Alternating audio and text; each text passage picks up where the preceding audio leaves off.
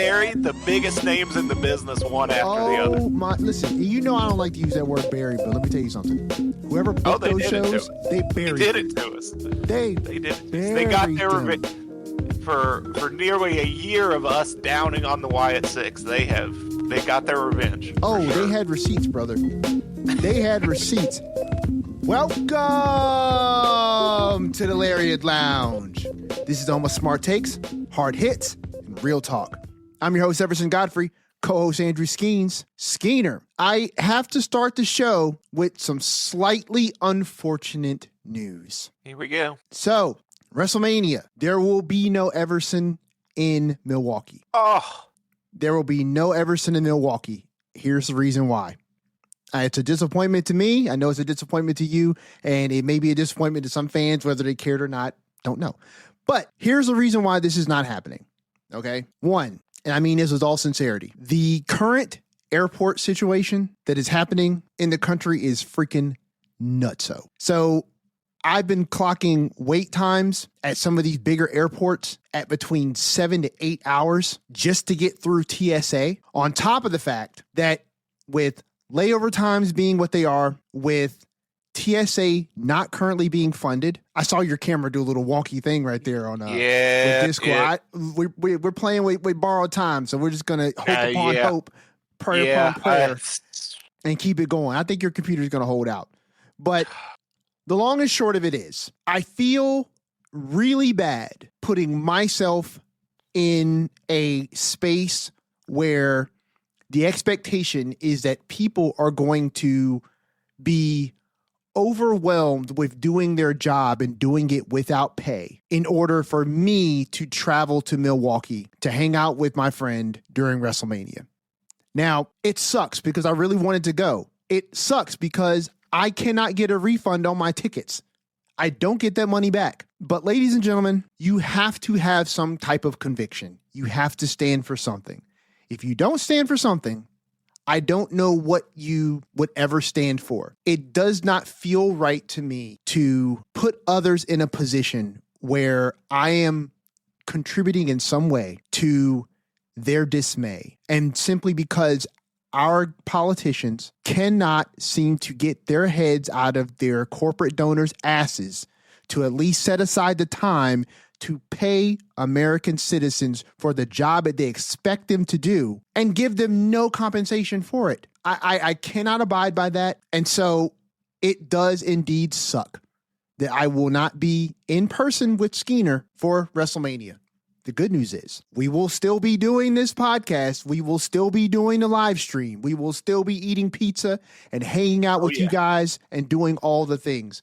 But if there's one thing that I would love to impress upon this podcast, if somehow the day ever came where I was not here and Skeener was hosting this thing with someone else or hosting it solo, that I always approach this podcast and I approach my co-host and I approach the audience with a level of honesty, with a level of respect, and with a level of reverence that is befitting of you fine women and men who contribute, who watch, who listen, to my co-host who dedicates his time, and to all of the people all across this country who love wrestling, who love to listen to this podcast. I have to be the person who I am. And that is a person who lives by morals, who lives by conviction, and it just does not feel right. And I would impress upon all of you that if something does not feel right to you, do not do it. If it ain't right, it ain't right. And so, it sucks, but at the very same time, we are going to have fun. We're going to continue to do the podcast. We're going to continue to show up for you guys each and every single week. But I had to let you guys know that ahead of time because I wanted to set realistic expectations for what was going to be happening and what you could be getting excited for in the next couple of weeks. But with all of that, Skeener, I know this sucks. Crappy news to start the podcast. Yeah. So, it sucks, but I appreciate your stance and I admire your convictions. So it is what it is. We will get together at some point. Maybe SummerSlam. Maybe I come over there for SummerSlam. Who knows? We'll work it out. We'll do something. Originally, when before you told me, I thought it was going to be I thought you were working the gimmick. I thought you were going to say Everson's not going to be there, but yeah. whoever this masked man is will be there. But No, I hear you. I hear you. Neither will be arriving at Chicago and then waiting 3+ hours, because who knows how long it would take to actually get through the airport, right? Just to go 90 miles from Chicago to Milwaukee. But I appreciate your sentiment, brother. It warms my heart to know that people can appreciate me for who it is that I am, but I genuinely cannot show up as any other person than myself or who I want to be. And so this is me. This is who I am. This is what you get. It's just my honest take, my honest stance, and in solidarity with the men and women of this country who are serving this country with their time and not getting paid. Yeah. You know what I'm saying? And now having to deal with ICE in the airport. Sorry, I cannot abide. What airline were you on? United. Okay, you should be able to cancel it, and you won't get your money back, but you'll get flight credit. So, because I've had to do this. So I hope that what you're saying is correct. However, from what it is that I was told when I spoke to United, because I actually got someone on the phone. Yeah. That's how I had to get it canceled, because I bought my ticket through Priceline. And okay. Because I bought my ticket through Priceline, there was some clause that was in there that was no refund, no exchange. Okay. You know what I'm saying? Or anything like that. Well, but I bought insurance, right? I spent like $22 additionally on insurance. Yeah. However, there is always fine print. And the fine print in the insurance states that you can get your money back in the event that you have purchased a ticket that is non-refundable or non-exchangeable, something like that. If you had to cancel your flight for these reasons, you're sick or you're injured, and you have to provide documentation, doctor's notes, all of these things, right? Just to place your claim. And then who knows if they'll accept your claim or not, right? But that's why the insurance only costs like $22, because I think that it's a crapshoot whether or not you actually get your money back. They rarely pay it out. Yes. Because they probably rarely pay it out. So that being said, Skeeter and I are going to figure this thing out. Hopefully the government can figure out how to pay people, and then they can get back to their political, waltz show, slam dance, whatever it is that they're doing, and get our people paid. And then we can hook this thing up for SummerSlam. But in the meantime, you and I are doing this damn thing. So let's get this party started. Skeeter, please let everyone here know where they can tune in to this wonderful ranked 127 podcast in the United States for pro wrestling podcasts, according to Apple. Let them know. The Lariat Lounge. We're coming at you once a week, every week. Find us on YouTube. Go search the Lariat Lounge. That's where you'll find us. That's where you'll find the video podcast. You'll find the audio there as well. All our old episodes. You'll find additional content there, our old live streams. That's where all our PLE live streams will come at you, including WrestleMania, which we are approaching rapidly. That's where it'll be. You'll find us playing some 2K26 we did this past weekend. That's up there. We'll live stream that when we do that. But if you still want to listen to the audio podcast, that's still available. Spotify, Apple Podcasts, all your favorite platforms. That's where you'll find us once a week. We're over on Instagram at the Lariat Lounge Podcast. Give us a follow so you know when new episodes are up, when live streams are going up. The links will always be there. DMs are always open. And last but not least, you can always feel free to send us an email at thelariatlounge@gmail.com and join our good buddy Gage, who is very lonely in that inbox. He is trapped in the inbox, folks. With great content and great emails. So join Gage there, please. Please help the man out. There is no escape. Now, just look, we started this podcast today with honesty. So I had to follow up with more honesty. You can't get out. Okay. That's why Gage is still there. But you can exist simultaneously in these mirror dimensions, right? Gage has just got part of his soul missing. So just donate some of your soul to help Gage out so he's not lonely anymore. But we really do appreciate it. And listen, go get yourself some merch for WrestleMania. Will it reach you by WrestleMania? Who knows? But you can get your merch. I think so. I think my mom got hers in a week. So. Nice. Thanks, Mama Skeens. And let me give you a review here. Oh, we got reviews. Yeah. Nice. I purchased both a short sleeve and a long sleeve. They are actually very nice quality shirts. Hey, so there you go.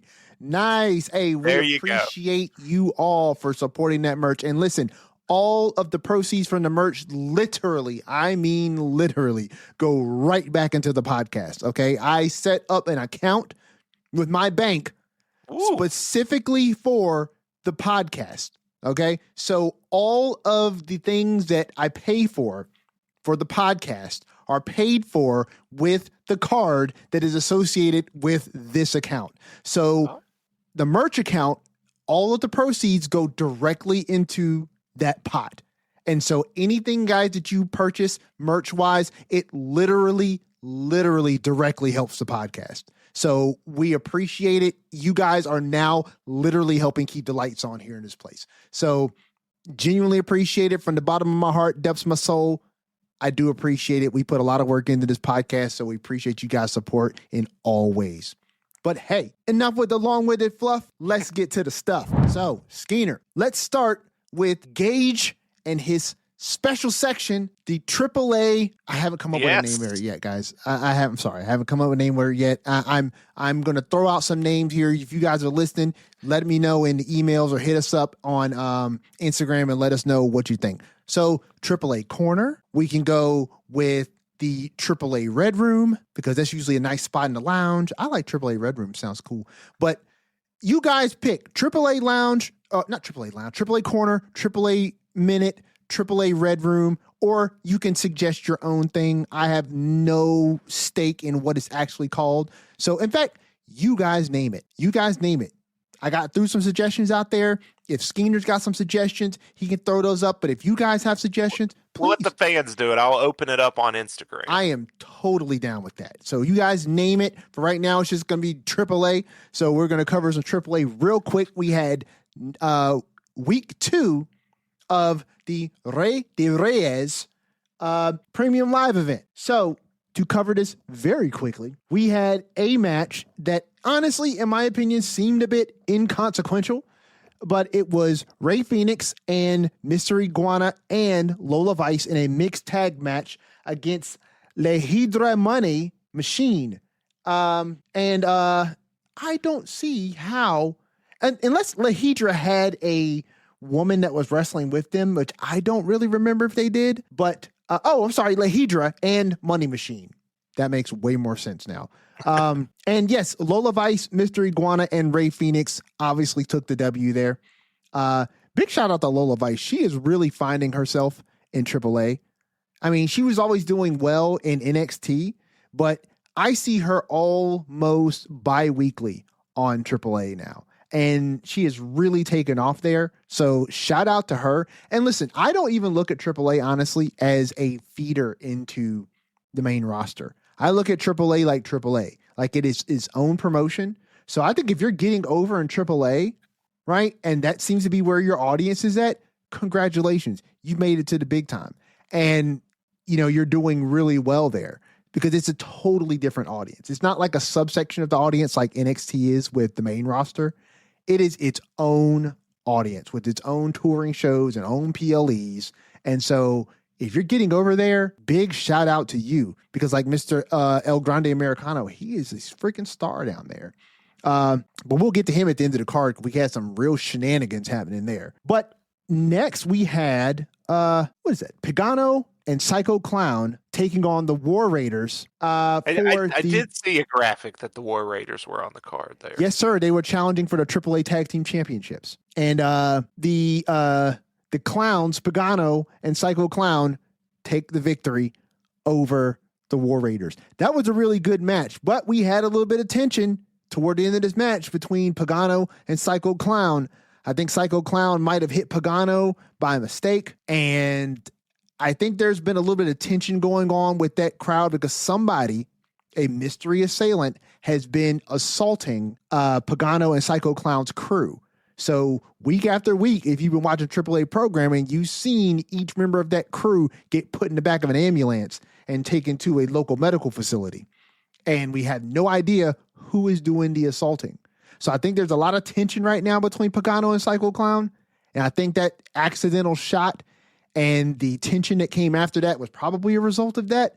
But we got to tune in this week to follow up and see if they have anything to say about what happens there. And then we get to the crowning of the Rey de Reyes tournament winner, which was El Grande Americano. So he was being presented with the sword of Rey de Reyes, and they had many former Rey de Reyes title holders come out to present him with this sword. And El Grande Americano comes out to a roaring ovation by the AAA crowd. And he gives his speech. He's very appreciative to Mexico for accepting him as one of their own, and that he's really embraced the culture. And he is very proud to be the current Rey de Reyes winner. And just as he's going to accept the sword, here comes original El Grande Americano, and he assaults. Does Kaiser? Does he do these promos in Spanish? Does he speak absolutely Spanish? 100%? Never speaks English.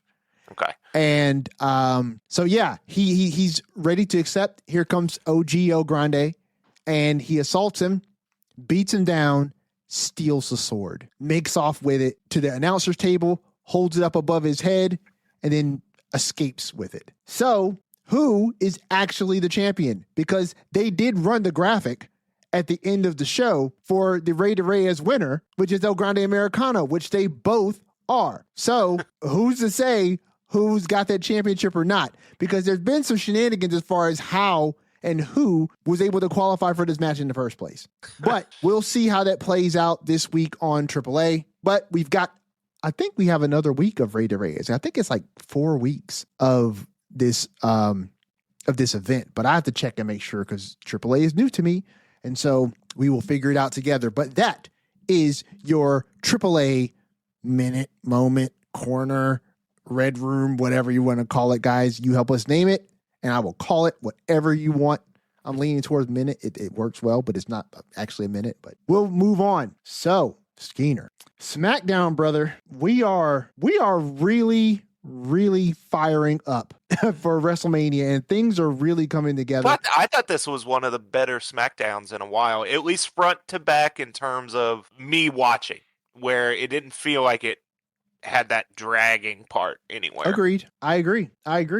Well, start us off, man. Like, what is the big thing in SmackDown for you this week? Because everything on this card, in my opinion, was top notch. I know where I'm going to start.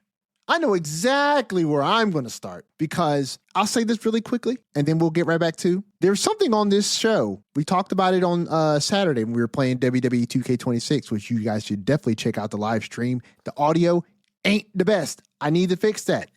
Okay, I need to fix it. You don't have to yell at me. I totally get it. The game audio was drowning us out. But there's something that I stated on the live stream. I think I called to the freaking T, to the letter of what was going to happen, and it happened. And I think it's going to be the best thing that could happen for these individuals involved. But we will get to that. Yeah, probably. But Skeener, big thing for you. What's up? I mean, like I said, I liked the whole show. I can't lie that my favorite moment was Randy Orton calling Matt Cardona a mark-ass stooge and an indie nerd. That warmed my heart. Don't you have some action figures to go play with? Randy is like, he's hitting right now. He is hitting on all cylinders right now. I am so happy to see this Randy back. Mm-hmm. I mean, he is really doing some top tier work, and we didn't see any Cody this week. His first. Well, it's already happened. I haven't watched it. His first appearance was today on Pat McAfee's show. Oh, where he will address the heinous attack from Randy Orton. Yeah. Well, listen, when you check that out, actually, I might have to check it out too. I was gonna wait till Friday because I'm sure he's gonna be on SmackDown. Yeah. To address this. Well, yeah, they haven't said it yet, but I would assume so. Yeah, listen, RKO is really on his game right now. Mm-hmm. I mean, this Randy, I stated on Saturday, it really feels like you're dealing with two different people. And I heard an idea from Simon Miller, which I will repeat here because I think it's a great idea. So Randy keeps talking to somebody on the phone, right? Mm-hmm. It's been Shane McMahon, as Dave Meltzer told us. Well, of course. Thanks for spoiling that, Skeener. I was going to say it's Shane, but no, he had a great idea. Simon Miller did. What if Randy's not talking to anyone? What if Randy is literally listening to the voices in his head? Now, I don't know if I would go so cartoonish. Yeah, that was my thought. For Randy, I don't know if I would do You know what I mean? As to say that, but I do like the way that Randy is playing this right now because we are getting this feeling that like, yeah, Randy's hearing the voices. Randy's hearing the voices in his head that are telling him to do a bunch of wild shit. And I'm all the way here for it. Now, was it this week or was it last week when Randy was sitting in the chair in the ring? This week. Okay. That was after, I believe, after he came in, apologized to Matt Cardona, who, again, I will repeat, he called a Mark-ass stooge and an indie nerd and beat him up backstage, which just warmed my heart, brings a smile to my face talking about it now.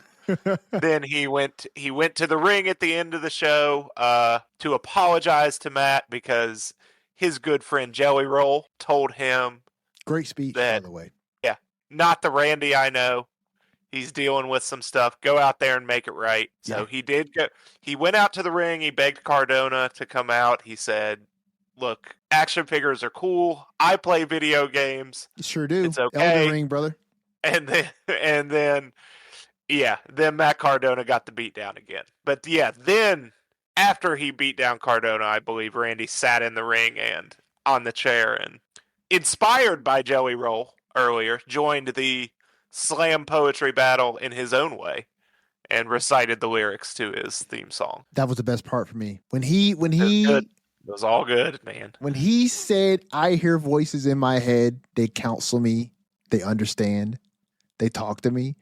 I was like, this makes his theme song so much cooler, in my opinion.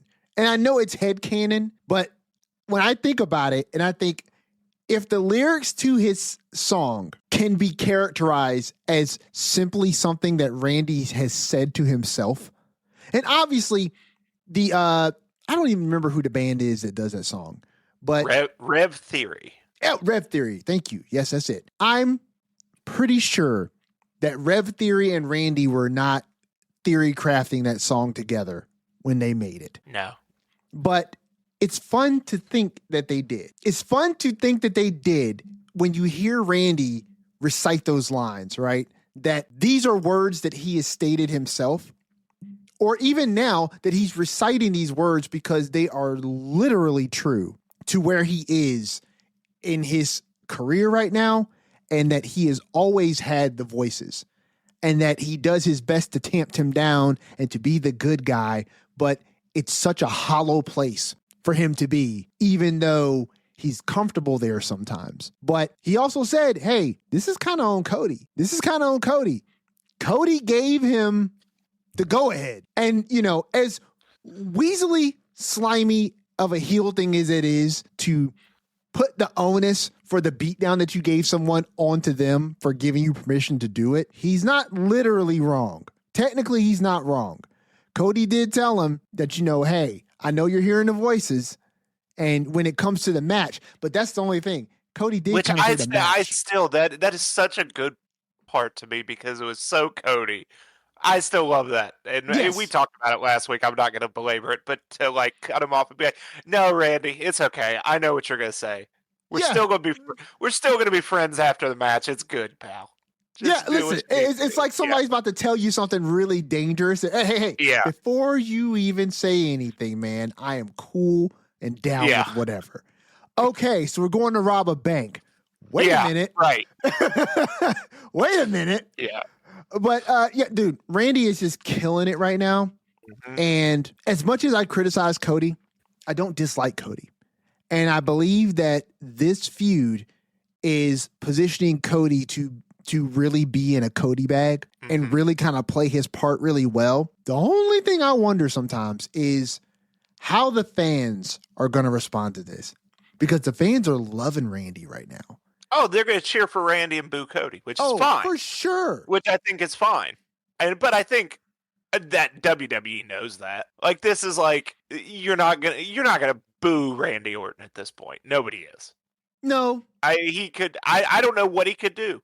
Personally attack the mother of each fan is where we'd have to go to get Randy Orton booed. And even then, maybe mom's had it coming. You know what? According to Randy, if the voices told him so, it's entirely possible that the voices had a grudge with people's moms and they just had to get got. It's very possible. But, you know, it's funny because, you know, I'll listen to the fans, right? And I'll listen to the fans boo because they are trained to boo.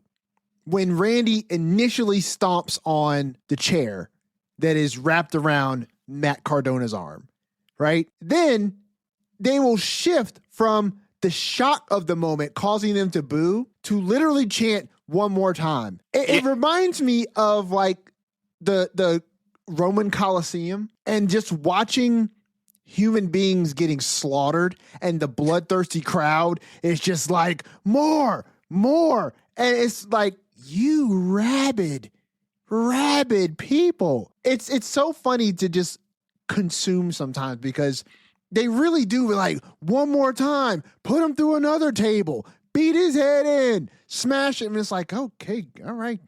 They chant that at me. That crowd chants that at me in 2K26, and I'm like, fellas, I'm just trying to get a win. I can't risk a reversal here.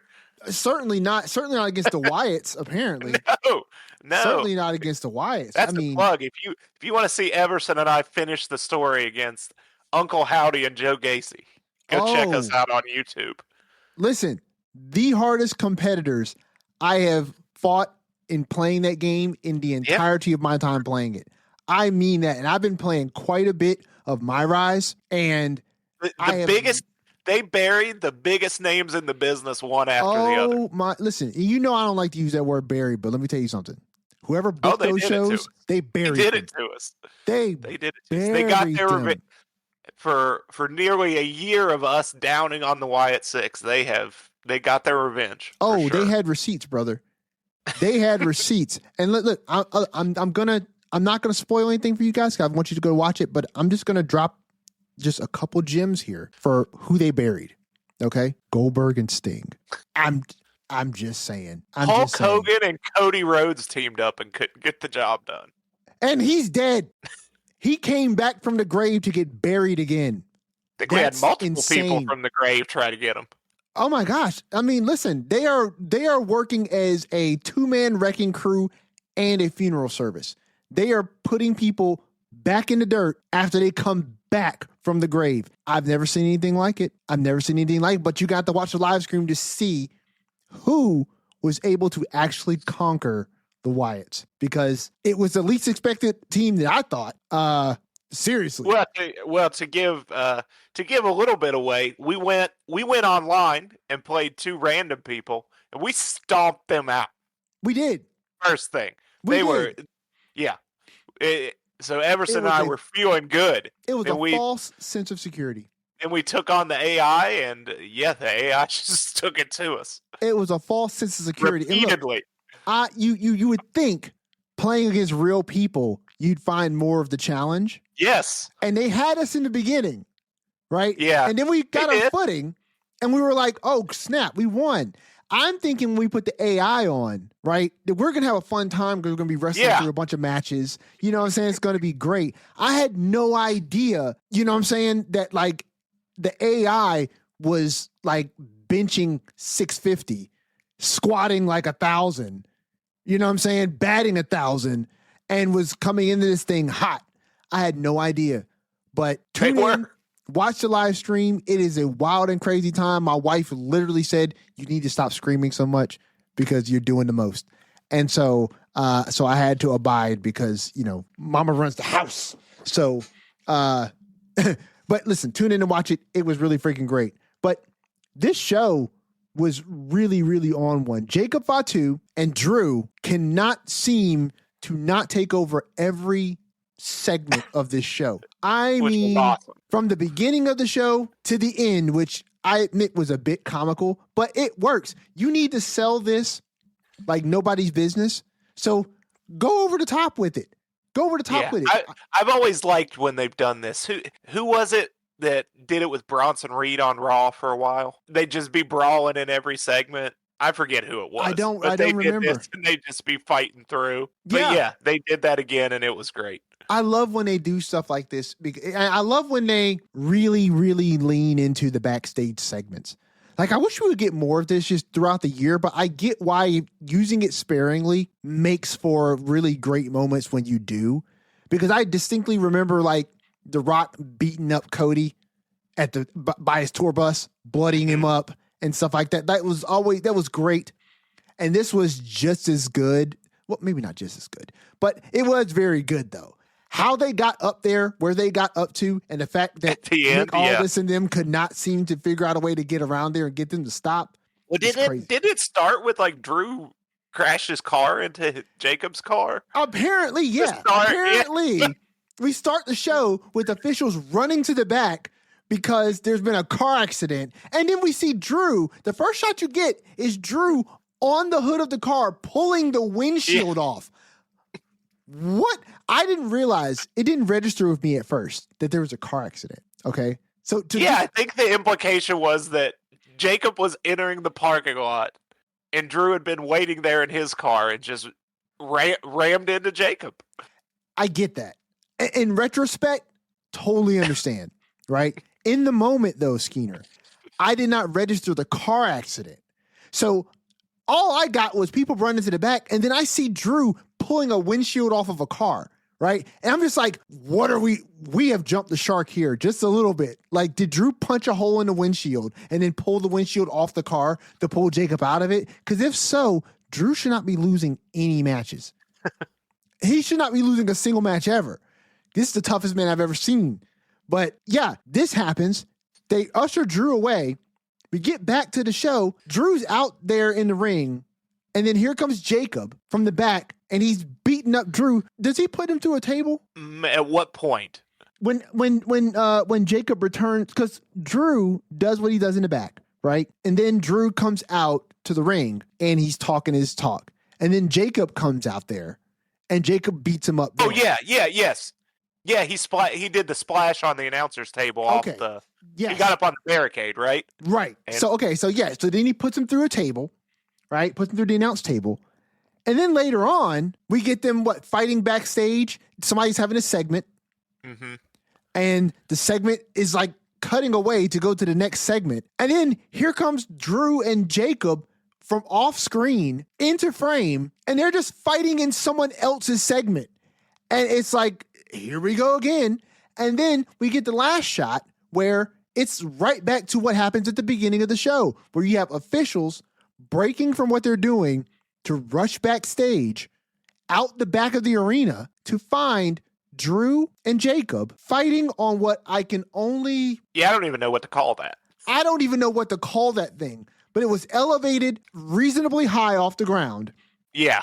And they were separated from everyone else by a brick wall. And you see Nick Aldis and everyone run up, and Jacob and Drew are fighting. There's railing there that's keeping them from falling over the side, but they are precariously leaning on it, leaning over it as they're fighting each other. And then somehow they end up climbing over the railing as they're fighting, and then they both hit each other and fall off. Now, what I really wanted them to do, Skeener, if you're really going to go here, I need you to go there. Like, if they were going to fall off, I needed somebody on the other side to slam something really hard and make a really devastatingly, sounding noise on the other side, right? Because they kind of went down and it didn't really make a noise, and it made me wonder what they fell on. But if you just clanged a bunch of bars together, you know what I'm saying? A bunch of stuff, crash some things, and just make it sound like they crashed through the top of a vehicle or something, go there. Just go all the way there. But I see now we're not going to be getting a triple threat.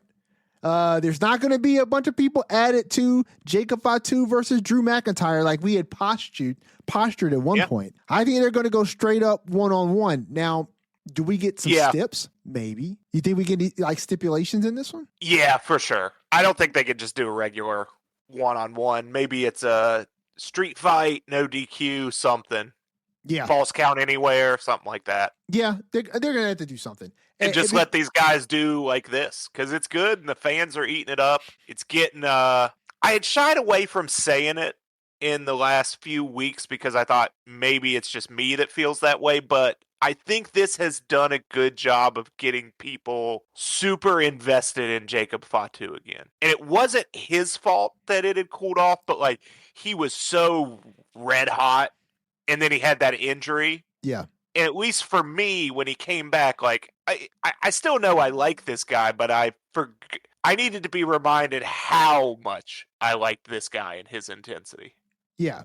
No, just the simple fact that I think one of those backstage segments, I forget what he was saying, but he was just he'd hit Drew, say a curse word, hit Drew, say a curse word. I forget what it was, but they started bleeping it, and I'm like, okay, I remember why I love this guy. Yeah. Yeah. Listen, we've been getting quite a few curse words that don't get bleeped as of late. I mean, maybe when we're getting close to WrestleMania, Netflix is allowing them to, ramp up their swearing a bit because we got quite a bit of it on Raw. Did Drew blade this week? Did he blade in the opening segment? I don't recall. Somebody bladed this week. Who was bleeding? I don't know. There's 2 weeks in a row someone's bladed, though. I mean, listen, I think the gloves are off a bit. I think when they're building to WrestleMania, I think that they're allowing people to swear a little bit more, blade a little bit more. I wonder what those meetings are like when they're backstage. And they're like, hey, guys, we're getting close to WrestleMania, so we're going to loosen the reins a little bit on, what it is we can do on camera. So if you got some ideas, bring them to us. They're more likely to get approved right now than I'm pretty sure when they're like on like an email, they got a little email that's like, hey, we're loosening the restrictions on some of your match ideas. So, bring all your ideas. We will consider them. But yeah, they fought all over the place. I thought that it was great. I agree. It definitely serves to heat up Jacob a little bit more because he did lose a little bit of steam after his injury. But obviously the fans love Jacob, and Jacob is a great entertainer. I think he's a really good professional wrestler, but he is a great entertainer. And he puts on a character that the fans really get behind and believe. And so all you need to do is put him in Put him in a situation or a position where he can really lean into what makes him great for the fans. And that is absolutely these unhinged segments where he can really go freaking ham sandwich and do his thing. And WWE is leaning fully into it. And listen, Drew can go there too. And he does really well with it too. One of my favorite feuds of, 2025 or 2024? I believe it was 2025 was McIntyre and Punk. 2024. 2024. Yeah, McIntyre and Punk. You know that if you played the showcase. You know what? You're right. I haven't gotten around to doing that. I haven't gotten around to doing I finally finished it. Oh, did you? So you got all the Punks unlocked. All the Punks and a bunch of other wrestlers we needed unlocked. I'm going to have to do that just to unlock the wrestlers. Like, I don't really want the showcase was cool, but I was mainly doing it to unlock the wrestlers. That's what I'm going to have to do. I hate that I have to do it that way, but I may just have to do it that way because, but I don't have all the time in the world. That's the thing. I don't have all the time in the world to do all these things. So when I get the time to play, sometimes I just want to kind of play what I want to play. And I've really been invested in My Rise. But then again, I've also been invested in My Rise because I want to unlock all the creator wrestler stuff. That's my next, I want to unlock all the creator wrestler stuff. So I'm getting so many theme songs. Oh. Because the I didn't creator realize wrestlers have them. That's cool. Yeah. Not to derail the whole show with 2K26 talk, but Battle Pass bitching aside that people are doing online, I really enjoy the game for the gameplay. I'm having a bunch of fun with it. So My Rise, what I'm going to do is I'm gonna start it here tomorrow because my wife's off, and what we're gonna do is I'm gonna get to create the male character, and then she has full reign over the female character. Nice. Okay. Yeah. Nice. So I told her on Monday, I was like, get to thinking, like get the gimmick ideas rolling, cause you got to bring it on Thursday. So your wife games too? Yeah, a little bit. Nice. I've got my wife to play a few games. She enjoys it when she does, but I've got her to play a few games. Our thing has become Diablo. Oh, okay. So we played through Diablo 3 in its entirety together. That was during really? That's COVID cool. lockdown. We played through the game from start to finish. And then when Diablo 4 came out, we bought that and we played through that from start to finish. So I haven't got her to come back for the DLC. Yeah. But no, that's the thing we've been playing together. And I think it works because her hand-eye coordination is very rudimentary for video gaming. So anything that would require the camera movement along with character movement. Yeah. So I didn't realize how little I take that for granted, but how much you take it for granted. Yes, because to get deeper into the story and take the show off the rails even more. Let's go for it. When so my wife loves Harry Potter. So when Hogwarts Legacy came out, it was around Valentine's Day, and I got her an Xbox Series to play the game. Yeah, because I was playing at the same time on the PlayStation. So yeah, I got her that, and yeah, it took her a couple days to figure out like how to move and control the camera at the same time. Like she wasn't used to using both thumbs. I was like, I guess I forget that I've been doing that for years and it's just like second nature. But it's second nature. Yeah, it's second nature. I when she told me that, I feel like she at one point, I can't remember, it was many years, but I played the Elder Scrolls Online, and I think at one point she was at home for something and I was at work or away, and she has watched me play it, and she's into those type of things, right? The high fantasy stuff. So she wanted to play it. I told her, I said, hey, look, this is how you log in, blah, blah, blah. You know, create your character, have fun, go try it, right? So she told me that she tried it and she turned it off in like 5 minutes because she could not figure out how to not look at the ground. The moment for me is I came in like a cup, like, 90 minutes after she had started and created her character in Hogwarts Legacy. Poor Kelsey. There was a spiral staircase she was trying to go up. No. But she can't like move the camera with the character, and it doesn't, in that game it didn't follow well. Right, right. So yeah, she was getting all twisted around, and she's coming back towards the camera, then going away, and yeah, I was like, she got the hang of it eventually. She beat the game. She beat it on. She was proud. She beat it on normal difficulty. At first, she was struggling. I was like, you can just turn it down to easy if you want. She's like, nope, doing it. I'm down. She beat it on normal. So yeah, I like that. So that means she figured out the camera. She figured out how to do it. If she beat the game, yep, she figured it out. Okay, very good. Very good. Very good. Kelsey, right? Yep. I'm proud of you, Kelsey. Add a way to stick with it. Yeah. I gotta get Kashna back on it. Like, I gotta get her back on it. But I'm also not super duper pressed because she's not super duper pressed. Right.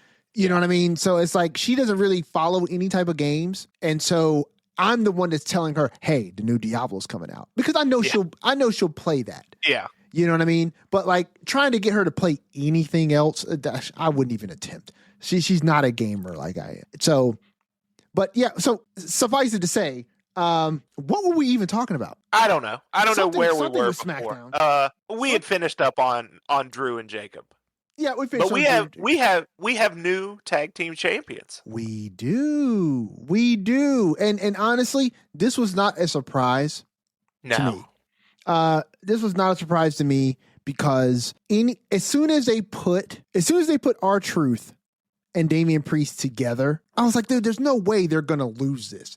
Like, it was too much emphasis put on putting them together in the backstage segment to insert them into this and to have them lose. And on top of that, your tag team champions were MFT. And, listen, as much as I like what I think Tama Tonga, right? I think it's Tama Is Tonga. As much as he's I the one like, that stepped up to Solo afterwards. yes, as If much that's as what I you're, like yeah. the fact that they are leaning more heavily into Tama Tonga's backstory with Shinsuke, his history with Bullet Club, and allowing him to be a bit more of a star on his own, and Solo doing his thing, I don't think it is a stretch.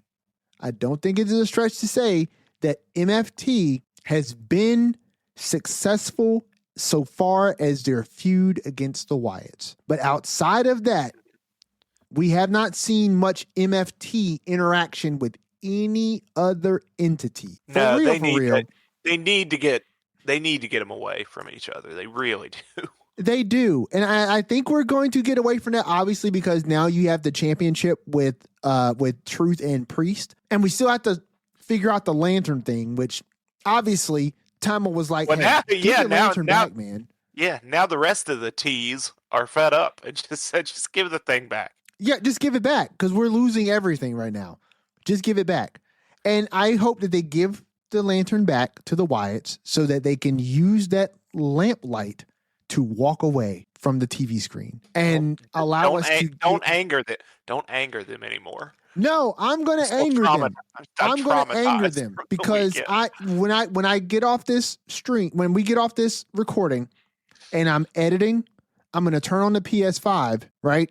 I'm going to put the game on 2-player and I'm going to set the second player as Uncle Howdy and just let him sit. Like we tried to book the handicap match. It wouldn't let us. Wouldn't let us do it.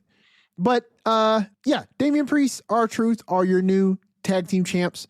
I'm glad that they are the tag team champs because that means that they are going to go into WrestleMania and probably defend it against someone. I thought they were going to save the win for WrestleMania, but yeah, it's a fun pairing for now. And R-Truth is always fun. He does great work. For sure. Has been doing it his whole career. As I still work my way through TNA, seeing him start and how quickly he got over in that promotion.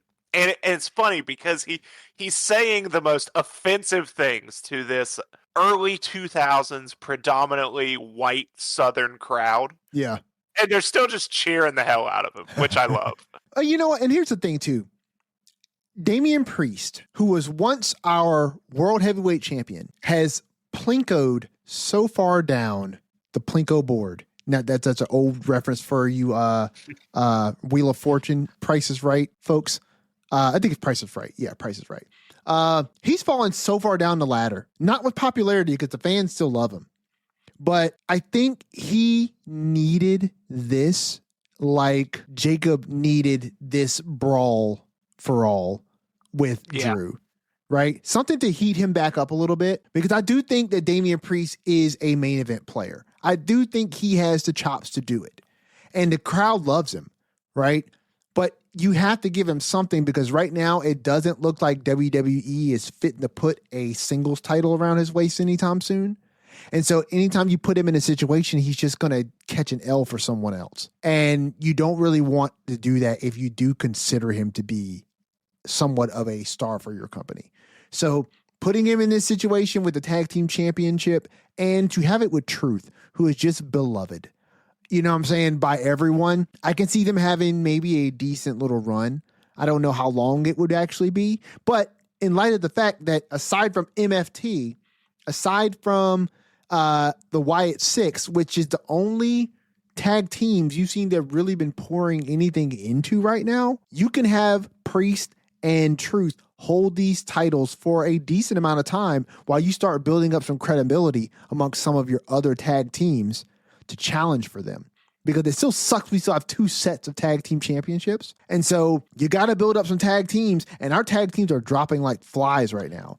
Like looking like probably the Machine Guns, who boring have a yes, but they now have a they unwillingly have a heel manager seemingly. Oh, in Candace. Yeah, Candace helped them win, cheated for them. So is she going to not work with Johnny Gargano? I don't know. He's just laying back there, and now he's $20 poor. Oh, that was our Danhausen segment. Yeah, asked for a little human money, got some, disappeared. Which yeah, I loved. listen, is Johnny Gargano on his way out? I don't think so. I think they're going to try to go somewhere with this. Yeah. I don't know where, but no, I don't think so. Okay. I mean, there's nothing that was indicating to me that he could possibly be going out. But at the very same time, Ciampa left, and ever since Ciampa left, Johnny's been doing this whole planking backstage thing, right? And hasn't really been doing much of anything. I think he's he's on TV too much to be leaving. I think they have something planned for him. Now, could he still leave? Unless they were using this to set up Candice going with the Motor City Machine Guns, because this is the impetus for her helping them. Yeah, but I don't think they'd need to do that. They could have just done it 1 week, and then Johnny could have disappeared, and Candice could have done this. Yeah, but at the same time, I do think look, I will say this. The stuff that's been happening between Sabin and Shelley has been the most I've been interested in the Motor City Machine Guns the entire time they've been on the roster. And honestly, and even that excitement is not that much because they are so milquetoast to me. But they're doing something with them, right? Which is this whole thing about with Johnny and why are you wasting your time? Like you're splitting your attention with them and we got to win this. And now Candice, this is the most conversation I have had about the Motor City Machine Guns ever. And so, no, they didn't have to do this, but I think all of this has lent to a conversation to be had about the Motor City Machine Guns and Candice LeRae, right? This could be something that Johnny Gargano wanted to do to help get his wife into a situation where she's getting some more prominence as he's stepping away. But this is all speculative, folks. I am not saying I have any inside knowledge. There's been nothing that has clued me into this. I'm just saying it's interesting because Ciampa left, right? And then we immediately go from Ciampa leaving to Johnny Gargano planking backstage, not really wrestling at all. The one time he gets his mojo back, he gets destroyed in the ring. Who was by Oba? Yes. By Oba Femi in the ring. And then he went right back to Depression Gargano, right?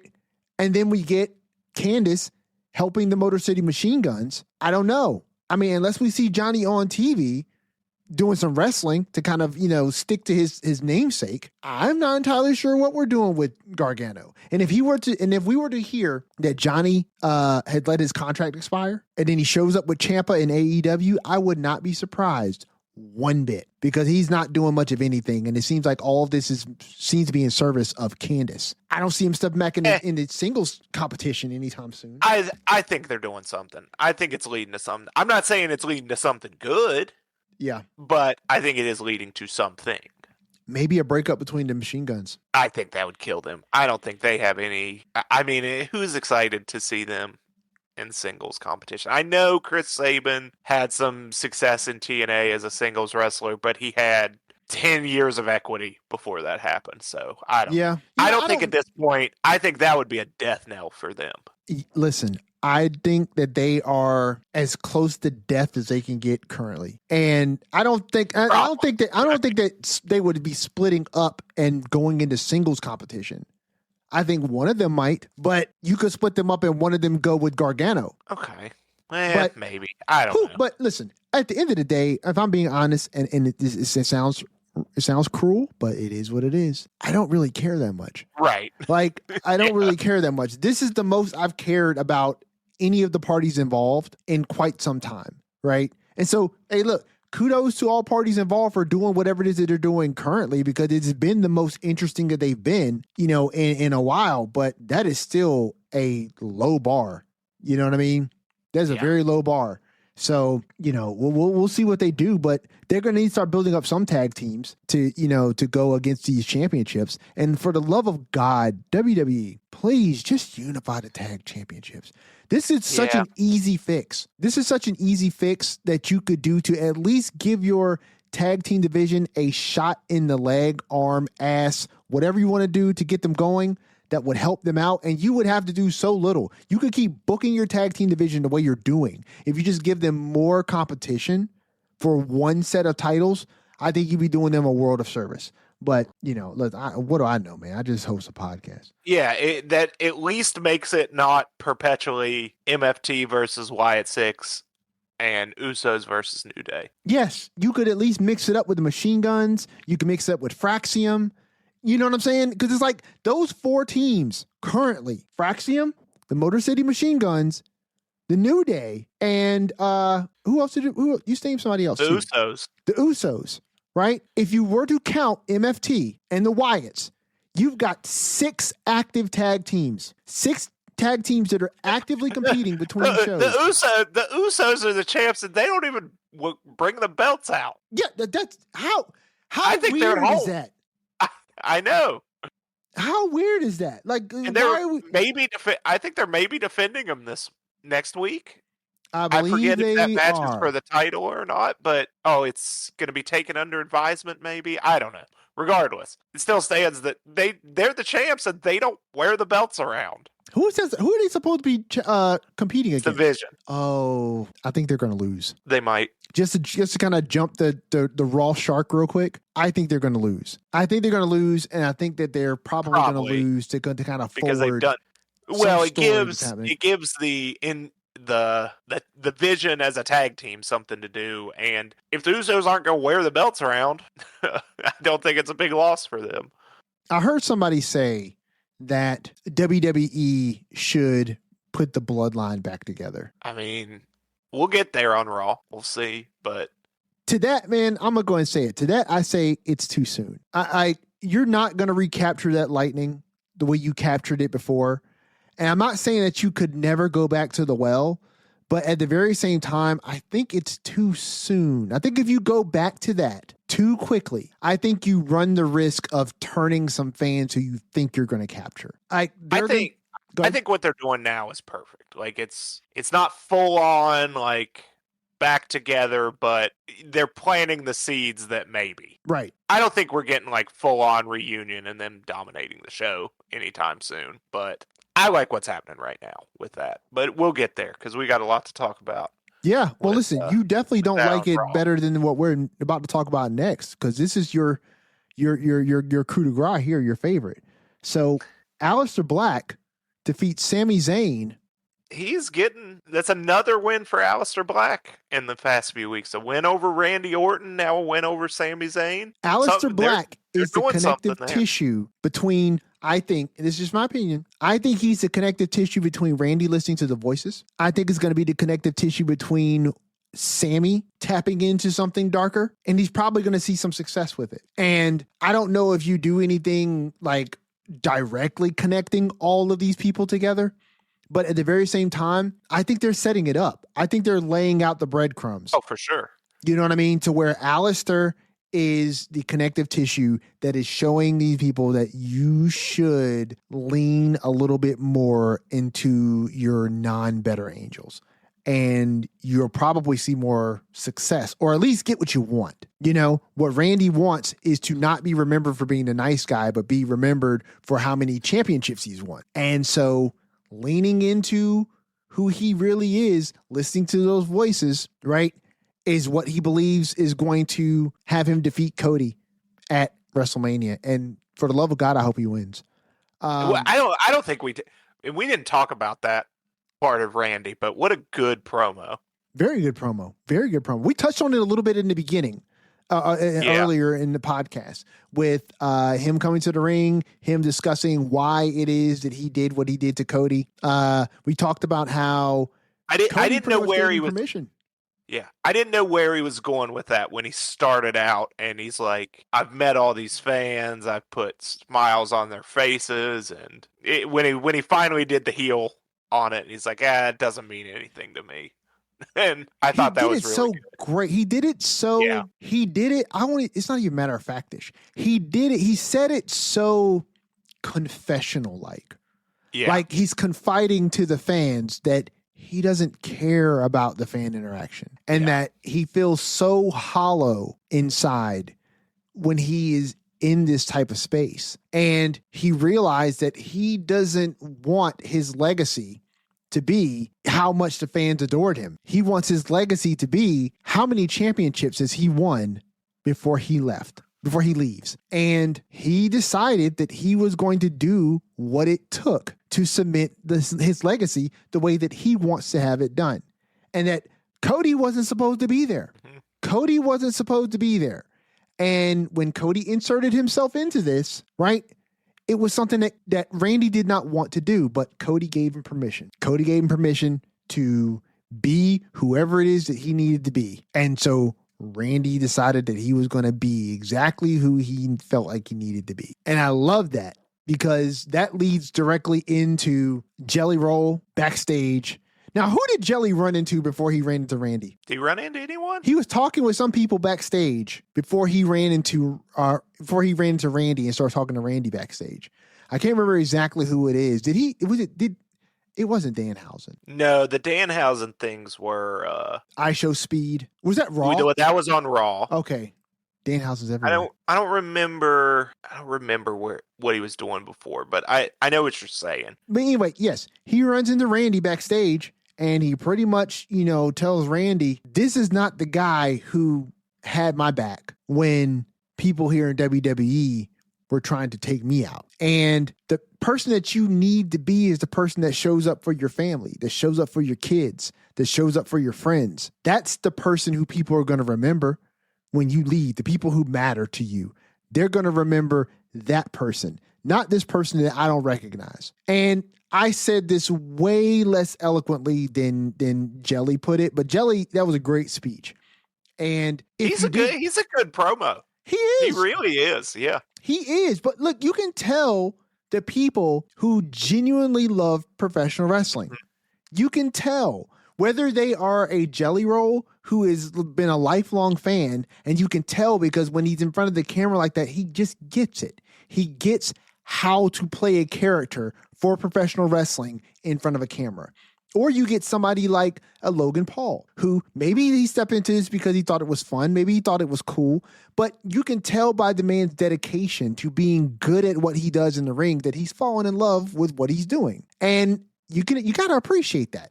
And so with Jelly, he delivers his promo in a way that would make you think that this man has been waiting his whole life to do this, because he probably has.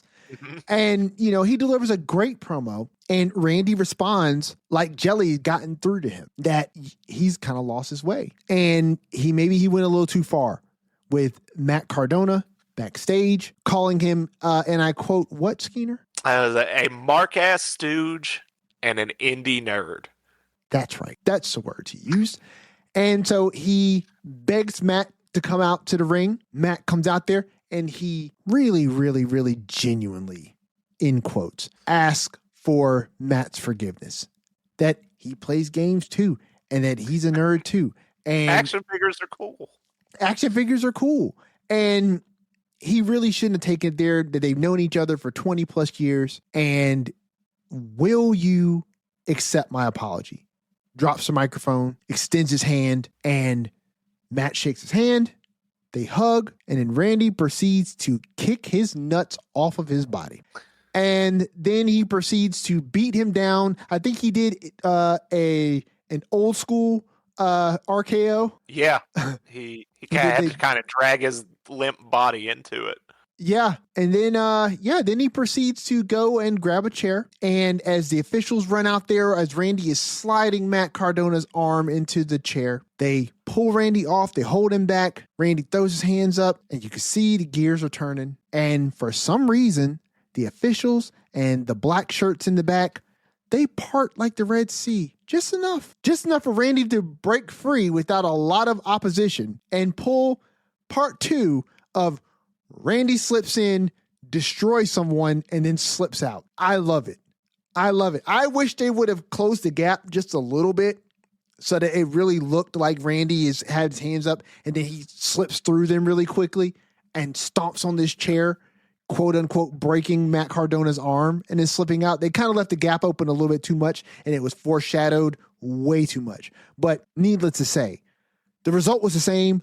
I thought it was freaking excellent. I love seeing Randy destroy people. And this old school 08, 09 Randy, in my opinion, is the best Randy. And all I need for Randy to do, if he's even capable, I need Randy to grow his facial hair out just a little bit. Oh, okay. You know what I'm saying?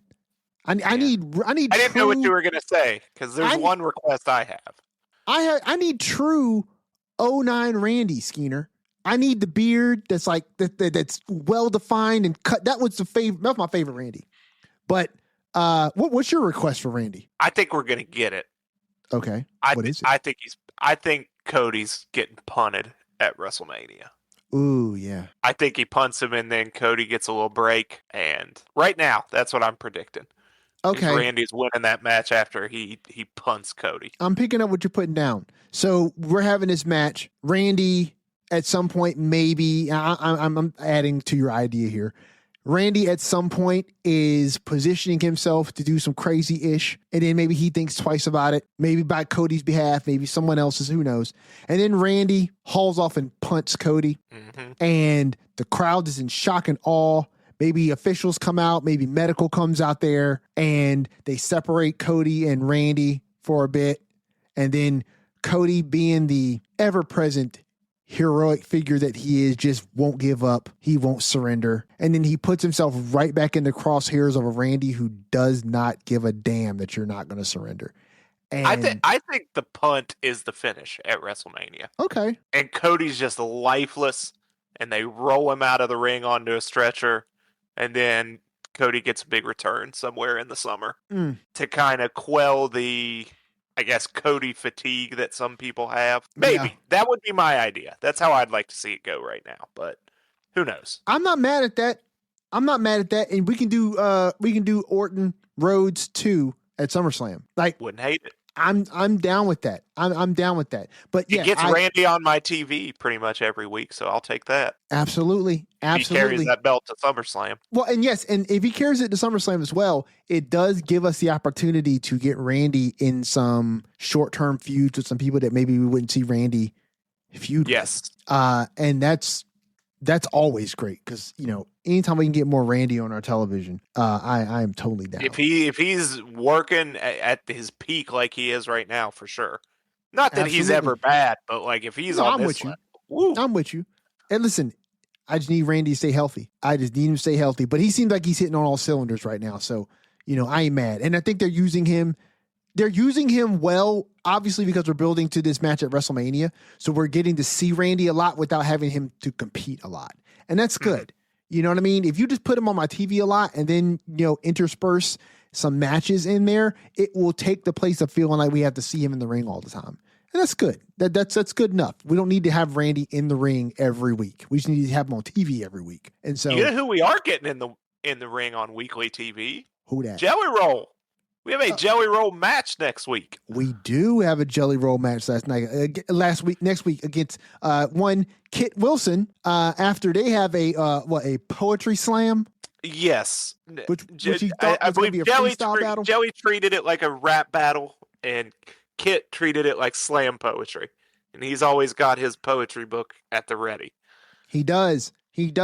And Jelly was very much insulted by Kit Wilson's musings. Yes. And he requested via Mr. Aldis a match against Kit Wilson, to which Nick Aldis graciously said he would put on. So we are getting a pre-WrestleMania match with Jelly Roll involved. So you don't think the match is going to happen? No. No, I don't. I think whatever happens, I think sets up for the Jelly Roll match at WrestleMania. That makes more sense. Yeah, I doubt it will happen, but maybe it does. I wonder what could happen that could cause this match to not take place. Maybe Kit Wilson assaults him. Maybe he attacks him. Yeah, backstage. So I haven't. This is not my idea. I saw it online, but it makes sense when I see it that we get, because I still don't see Jelly Roll doing a singles match. Not yet. Not quite yet. What if we do Miz and Jelly Roll against, or not, Miz and Kit Wilson against Jelly Roll and Danhausen? Why Danhausen? Because we're getting repeated Miz and Danhausen. Okay. We've gotten YouTube stuff with Jelly Roll and Danhausen.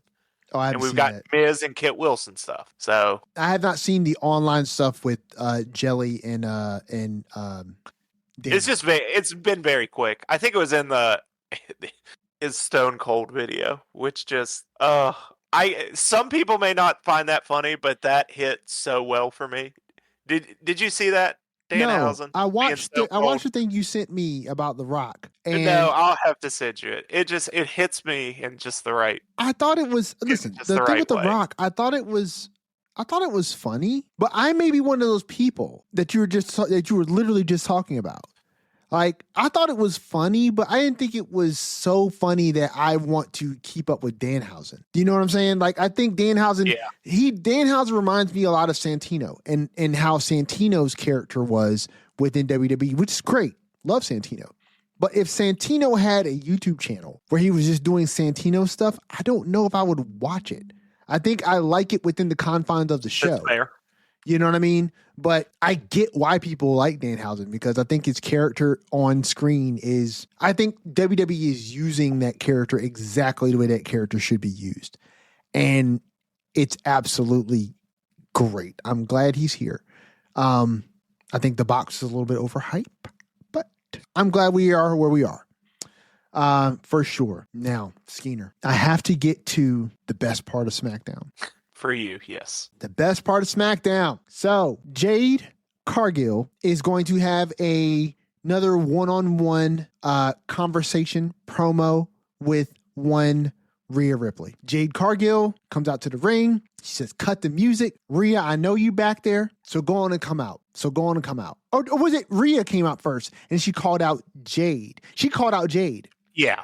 Yeah. And so Jade comes out and she's walking to the ring. And as she's walking to the ring, here comes Meechin and B-Fab. Meechin and B-Fab are looking to whoop some of Jade's ass. But wait, there's more. All of a sudden, to some, not to me, because I saw this. B-Fab and Meechin look at each other. They look at Jade, and then they turn and they all face Rhea together. B-Fab and Meechin have joined Jade. They are Jade's entourage. They are Jade's hitters. They are Jade's girls. Jade had this in her early days in AEW, back when I was trying to watch the product. She had them there. Now, I think a lot of that at the time was to help bring Jade along because Jade was very, very, very green. And putting her in a stable with some girls who could handle themselves, build a story around that was really good for her. But at the same time, I think that story-wise, it worked. It worked really well for her. And to bring Jade in here now, to put them with her, B-Fab and Meechin, I think it just works. I think Jade is that boss bitch type character who would work well with an entourage around her, who can do a lot of the hitting and talking trash for her, right? I think that works out great. And like I said at the top of the show, when I was alluding to this, I think that this is going to do wonders for Meechin and B-Fab. I think they are entertaining enough on their own. They're solid mid-carders, and I think that nobody, including Meechin and B-Fab, are confused about where their position is on the card. And so I think when you do get talent who knows their role and knows how to play it, they can do what they do with the time that they have really well. And I think for the few seconds that Meechin and B-Fab will get on the screen, taunting Jade, threatening to beat her up, and stuff like that, I think they've worked well with this whole thing to just kind of set the stage for this to look and go off really well. And I think this segment went off really well, Skeena. I think that it stacks the deck against Rhea going into Mania, that Jade has got her entourage with her. And honestly, to me, I think this sets it up even more, the idea that Rhea does not beat Jade Cargill at WrestleMania for the title. I just don't think you build Jade this way and now you build a stable around her, right? With her entourage, to have her then go into WrestleMania a few weeks from now and lose the championship. Yeah, it's more likely. It definitely gives another angle because we've still got a few weeks till WrestleMania that we couldn't just do if we're not going to do pose downs and arm wrestling, which is the best idea. Then giving Rhea another obstacle because we can't just do the call out and promo for another month. No, we can't. No, we definitely can't. So yeah, I'm fine with it. It's not lighting my world on fire yet, but lighting mine on fire, like brother. you said, it gives Meechin and B-Fab something to do. So my world is lit on fire. If you look outside the window behind me, the world is in ruin behind me. And I like this. I think that the story has been told pretty well. I think the story's been told pretty well. And this is why I said, guys, we needed to have that match between Jade and Michin. We don't get here if we didn't have that match. And if we did, I don't think it would have mattered as much. I don't think it would have made as much sense if we had just glossed over that match and never had it. And then all of a sudden, Michin and BFAB just show up and now they're with Jade. That makes no sense. But at the same time, I think that this is just a really great way to take some talent that are being utilized in the way that I think the promotion wants to use them. But this is an opportunity to use them a bit better. And I think this is a great way to do it, is to put them in a stable with someone who you are establishing as a big star. She is currently your WWE Women's Champion. And listen, I don't think that when Randy Orton put together Legacy back in the day, that anybody was looking at Ted DiBiase Jr. and Cody Rhodes as anything other than the sons of superstars who were pretty good wrestlers in the ring. That was about it. And I think that putting them with Randy elevated their careers. What they did with it, obviously, Ted, is their own business, but you give them the platform. Recently exonerated accused criminal Ted DiBiase. Well, he was exonerated? He was, okay. That may be a strong verb for my lack of knowledge on the case. He was found not guilty. So there you go. Okay. So I don't know if he was exonerated, but his guilt was not proven beyond a reasonable doubt, according to a jury of his peers. Well, listen, all I'm going to say is I didn't hear, at least from the little bit that I know, I don't recall hearing anything about Ted DiBiase Jr., him specifically, because this whole situation was between him, his father, and his brother, right? And embezzling some money and misappropriating of funds and a whole lot of thing with like some scheme that they were running. You know what I'm saying? And if I'm not mistaken, the only one of those three people who did not proclaim that they did not do the things that they were accused of was Ted DiBiase Jr. Not guilty, brother. Hey, look, I'm not saying he's guilty. I'm saying he never argued that he didn't do what he did. He just wasn't guilty because the evidence did not find him guilty. But he never said he didn't do it. That just means the evidence didn't say he did it. His brother and his dad were like, we didn't do that. You know, I Googled to make sure I didn't misspeak or anything. Yeah. The first result is Ted DiBiase Jr. teases WrestleMania appearance. Boo. I mean, he ain't gonna be there, but Listen, it's just funny that he's Randy better right back not be to work. talking to Ted DiBiase Jr. No he bet. I heard somebody say that too. No, I heard somebody say, maybe he's talking to Ted he was DiBiase Jr. He was still facing decades in prison when the angle started. Right. So I don't think that was the plan. Right. I hope Randy was not. I think it's Shane. I think it's Shane before it's Ted DiBiase Jr. Oh, 1,000%. Right. Like if we're digging into the barrel of monkeys to pull someone out here, I don't think it's Ted DiBiase Jr. It would more likely be Shane. It'd more likely be Vince before we get Ted DiBiase Jr. being called out here. That would be Danhausen levels of coming out of a box. I mean, I think people would be like, "Who's Ted Randy talking to?" DiBiase would be way worse than the Danhausen debut. I think there'd be more WWE people who would know who Ted DiBiase Jr. was than they knew who Danhausen was. You think? Yeah, I just think that they'd be sorely disappointed. Like we built up to bring him out, Ted DiBiase Jr., the least successful person out of Legacy, and then a lot of people be like, "Hey, wasn't he tied up in some like crazy finance stuff with his dad?" And then WWE be a whole nother thing about, oh, here we go again, WWE, and dealing with people who got questionable things going on around them. WWE, TKO, I don't think they have any interest in Ted DiBiase Jr. I think they have more interest in bringing back Shane, which also is not happening, Mr. Meltzer. I don't know who he's talking to on the phone, but I don't think it's Shane, and I certainly don't think it's Ted. The last time Shane was in the ring, his legs were going the wrong way. I was about to say, the last time he Poor showed guy. up to do work in the ring, his legs did not show up to do work in the ring. And when he blow out both his freaking quads, I don't remember exactly, but it was not good.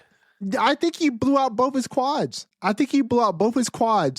In that match. In that little segment he had with Snoop and The Miz. It was something. It was not What was good. that? What was that? Mania 39? Something like that. Yeah, I think so. Yeah, so I think that was his last one. I think so. But yes, Meech and B-Fab joining Jade Cargill. I think it's the best part of SmackDown now, folks. Hands down. I'm not even ribbing you. I think it's great. So then we talked about Jelly, we talked about Kit. So we had the Irresistible Forces defeating the Bellas. Well, no. DQ by Charlotte and things up. Alexa. This seems like it'll be the multi-team match. Yeah, and listen, shout out to all people involved.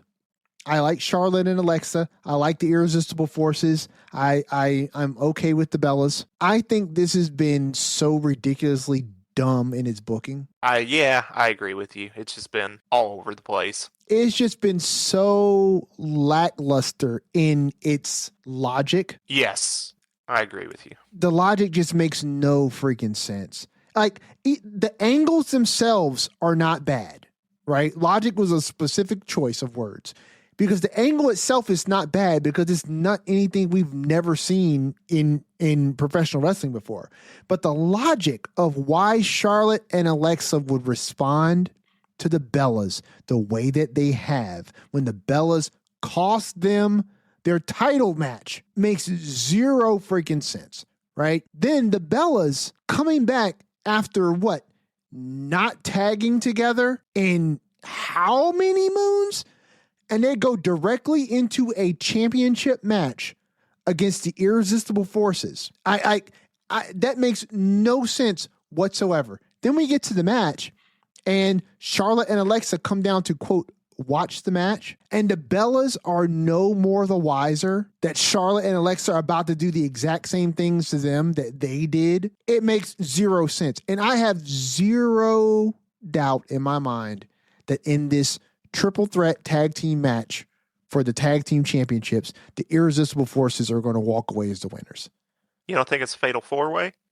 Oh, with who? Lyra and Bailey? Lyra and Bailey, who have earned this title shot for... Oh, that's right. I forgot. Next Raw, right? Yeah, so they're going to wrestle the Irresistible Forces next Raw? I believe so. Oh, that's right, because they won a number one contenders match against the Kabuki Warriors. You know, you're right. This is what happens when you only have one set of tag team championships. Or I don't know if it got made official, but Bailey challenged them in her little post-match promo. I can't imagine that it's not going to Madison Square Garden.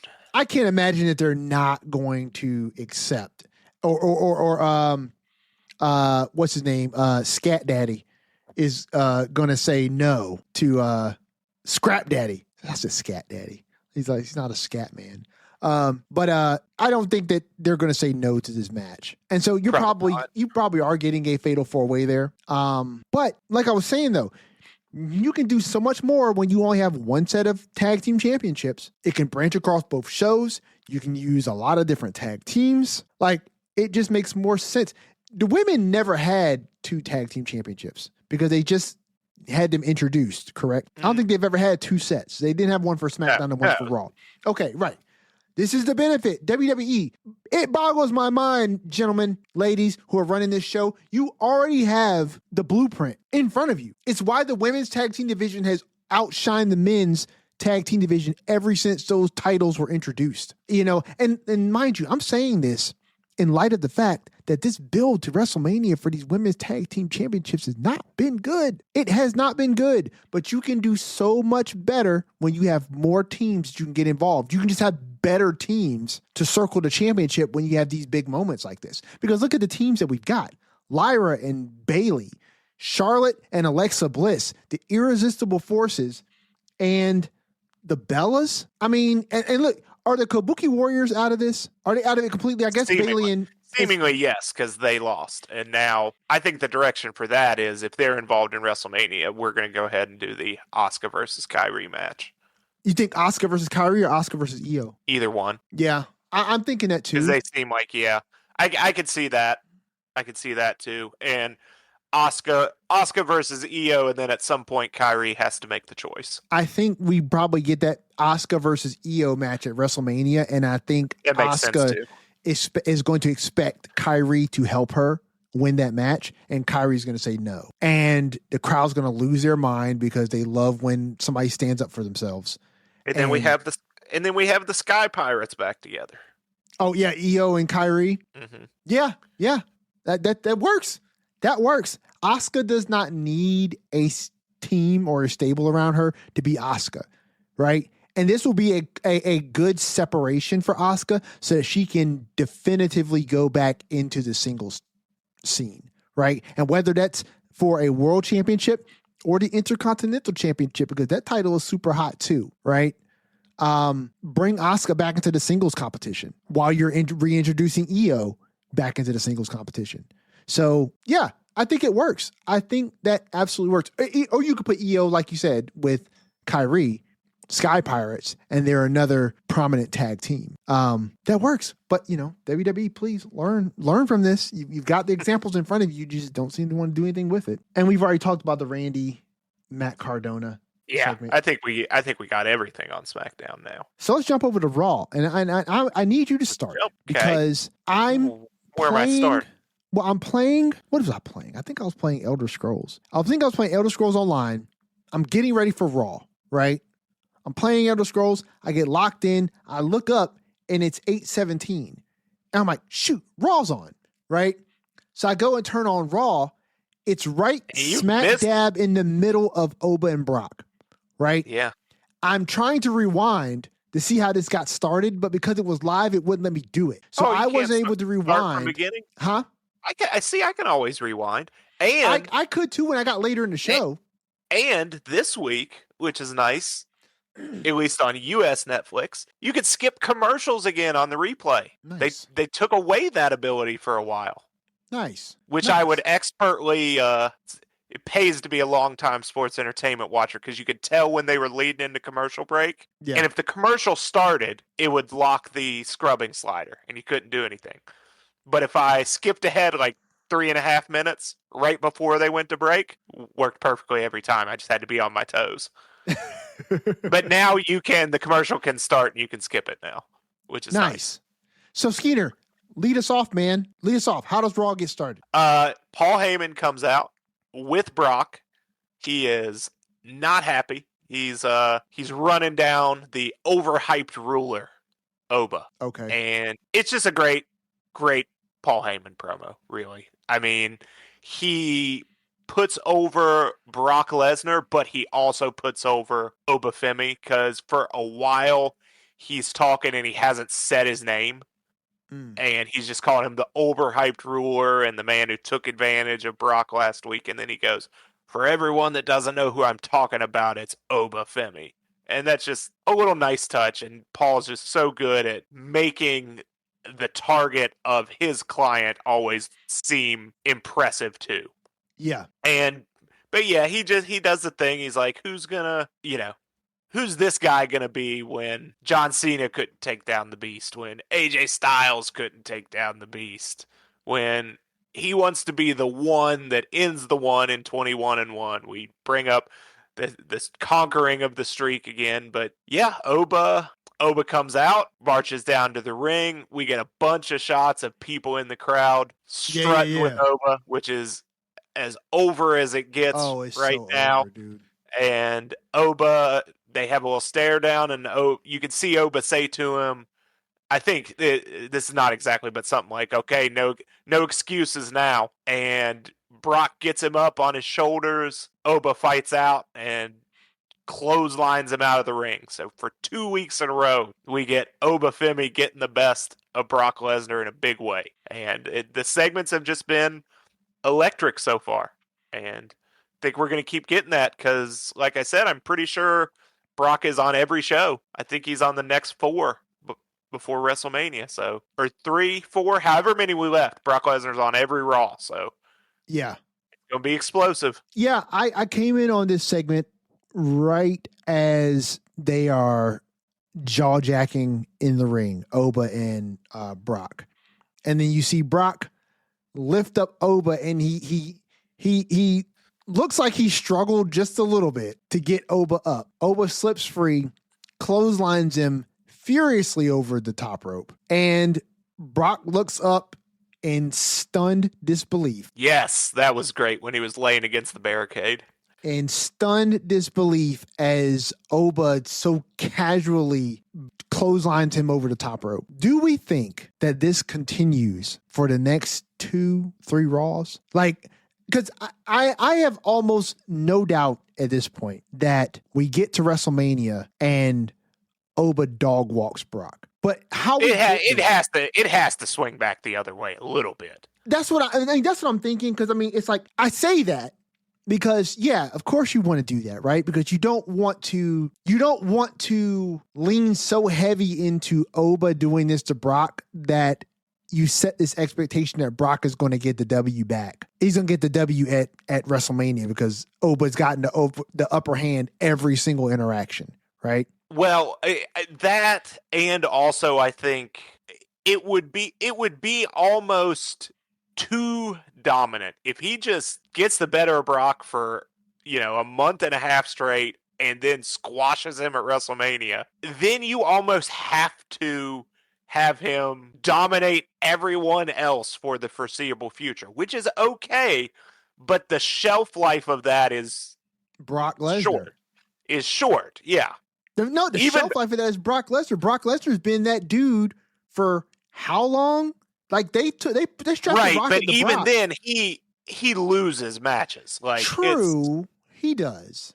I get it, but even Brock wouldn't dominate guys for 6 straight weeks. They'd get a hand up on him, but maybe they do. I don't know. I don't think it continues just because it would almost put Oba's ascension and rise into a box and on such an abbreviated and shortened timeline that they wouldn't have flexibility left. Like if this dude beats the shit out of Brock for 6 straight weeks and then beats him in 4 minutes at WrestleMania, he better have a title match the next night.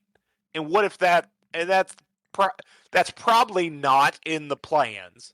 Yeah. So even if it would work, I don't think it's smart it just puts them into a box. If he's too dominant, then they have to pay that off, essentially. Because what's the argument against if Oba Femi, destroys Brock for 6 straight weeks and destroys him at WrestleMania? He should probably have a title match pretty soon after. And they may have other stuff planned for that. Sure. I mean, listen, I could fantasy book it, right? I could see a world where Oba picks his spot, where like he picked Brock, right? He could pick his spot where, SummerSlam comes around and he shows up and he's fitting to challenge whoever is holding whatever title he wants to go after. But my concern would be, what does he do in the meantime then between WrestleMania and SummerSlam? He Goldberg. How does he go from destroying Brock Lesnar to feuding with whoever? He Goldbergs, I guess. But do you have a big enough roster to Goldberg it once a week? I mean, I guess Apollo Crews needs to pop up on TV. He does. Listen, Apollo needs something to do. But that's 1 week. But 1 week. Matt Cardona needs something to do. I'm not sure they didn't write Matt Cardona off TV already. He got his arm broken. Looked to me like so. Oh, listen, look. He just came back to work, and they're already getting him off TV. Hey, they've used Matt Cardona like once or twice since he's been back. He's been on TV every week. He hasn't done things. I get that's what I'm saying. He ain't wrestled for real. I'm talking about 1 or 2 times wrestling. They use him backstage the way they use Apollo backstage, right? He got himself a sweetheart contract, and that sweetheart contract is that hey man, we like you, so come on back. And we got they said, hey man, we like your wife and we want her to be happy. Is what they did. They already had Chelsea. And and you're friends with QB1. We like your wife. Why don't you just come back? Listen, Chelsea was doing better before he got here. Ever since Matt Cardona has been here, Chelsea has lost titles, gotten injured, right? She was meteorically rising before he got here. Just won the United States Championship before he got here. He shows up and she's dropped the U.S. title. She's lost the mixed championships at AAA. She's now injured. She's not even going to be factoring into a storyline, I think, at WrestleMania. But hey, you get to spend time with Matt. I mean, you get to spend time with what Matt. She's doing is great. I love the constant. I love Nia just wheeling her off every week. Yes, pushing her off screen every week. Yes. Listen, maximize the time you got. That's why I love Chelsea Green. Like, maximize the time you get and make it work for you. I love that. So, you know, I'm not certainly hating on her, but yeah, I don't know. I don't know what you do with Oba. I don't disagree. So I don't disagree. I don't think that Oba gets the one up on Brock every week going into Mania, right? And I get it. You do need to build some credibility around Oba challenging other people, but I didn't follow Oba's NXT run. I don't know how much he lost in NXT. Not a lot, but he had it. Like, it's just it is the Goldberg principle. Like, the ultra dominant has a very short shelf life. Yeah. And I don't think WWE will make that mistake. Not that you can't be ultra dominant in spurts, but you can't do it like so much that it becomes nonsensical that anyone else would ever pose a threat to you. I think that's maybe where you like kind of border on. If you destroy Brock Lesnar too much, then who is reasonably at your power level? Yeah. So I'm looking at, I just Googled how much did Obafemi lose when he was in NXT. Well, he obviously did not lose the title because he vacated the title, but like he'd lose in like multi-man matches. He lost to Ricky Saints beat him for the title before he got it back. Yeah. So it wasn't like completely out of the realm for him to lose, where I think you border on the absurd if he destroys Brock Lesnar too much. No, I get that. I understand. Let's see. I mean, he did not lose a lot of matches. Don't get me wrong. Like, it may have been single digits, and it may have been like one hand too. But so it says in his early career on NXT, on NXT Level Up in 2022, he lost a tag match. He went on an undefeated streak in 2024 for over 30 matches. There you go. He lost the NXT championship. I know he was losing it. Yeah, he lost to like Tony D'Angelo. He lost a North American championship to Tony D'Angelo. And then he didn't beat him in the rematch. And then that's when he... Yeah. And then they built him towards the title. Then he loses the NXT championship to Ricky Saints. Yeah. Then he wins it back. He vacated it when he came up to the main roster. So he lost maybe 3 or 4 matches. Yeah. In his entire time in NXT, including Level Up. It's okay. Asuka didn't lose any. But you see what that created with Asuka originally, and then you have the Mania match and she loses the Charlotte Flair, and then it's the end of the world. I just think those big dominant streaks put you in such a trap doing storylines and angles for people. Yeah. I think if done right, I think you can do it. I think it can work. I think if you plan out the timing well, it can. But my thing would be, again, like, what is he, if like, you know, you want to wait till SummerSlam to crown him, what the heck would he do between now and SummerSlam? If like what's even plausible? Like, is he just punching down on the undercard for fun? Which, I mean, I guess you could do, but I mean, look, he could do that, or maybe you don't overexpose him in it, right? Like, maybe he let's just say, for the sake of this conversation, he were to have dominated Brock all the way up through WrestleMania, and then he dominates Brock at WrestleMania, right? And then let's say we get he would of Oba. I think at that point, in kayfabe, he's like the best wrestler of all time if he does that. If you just dominate Brock Lesnar for 2 months and then squash him, I think kayfabe-wise, you're like the most unstoppable wrestler ever. I mean, look. Goldberg didn't do that for as long as Oba would have done it if he does it here, but that's exactly what happened with Goldberg. When Goldberg beat Brock at what Mania was that? Was that 30? All of them, right? Oh, no. The latest one. Didn't Brock win at WrestleMania 33? Wait.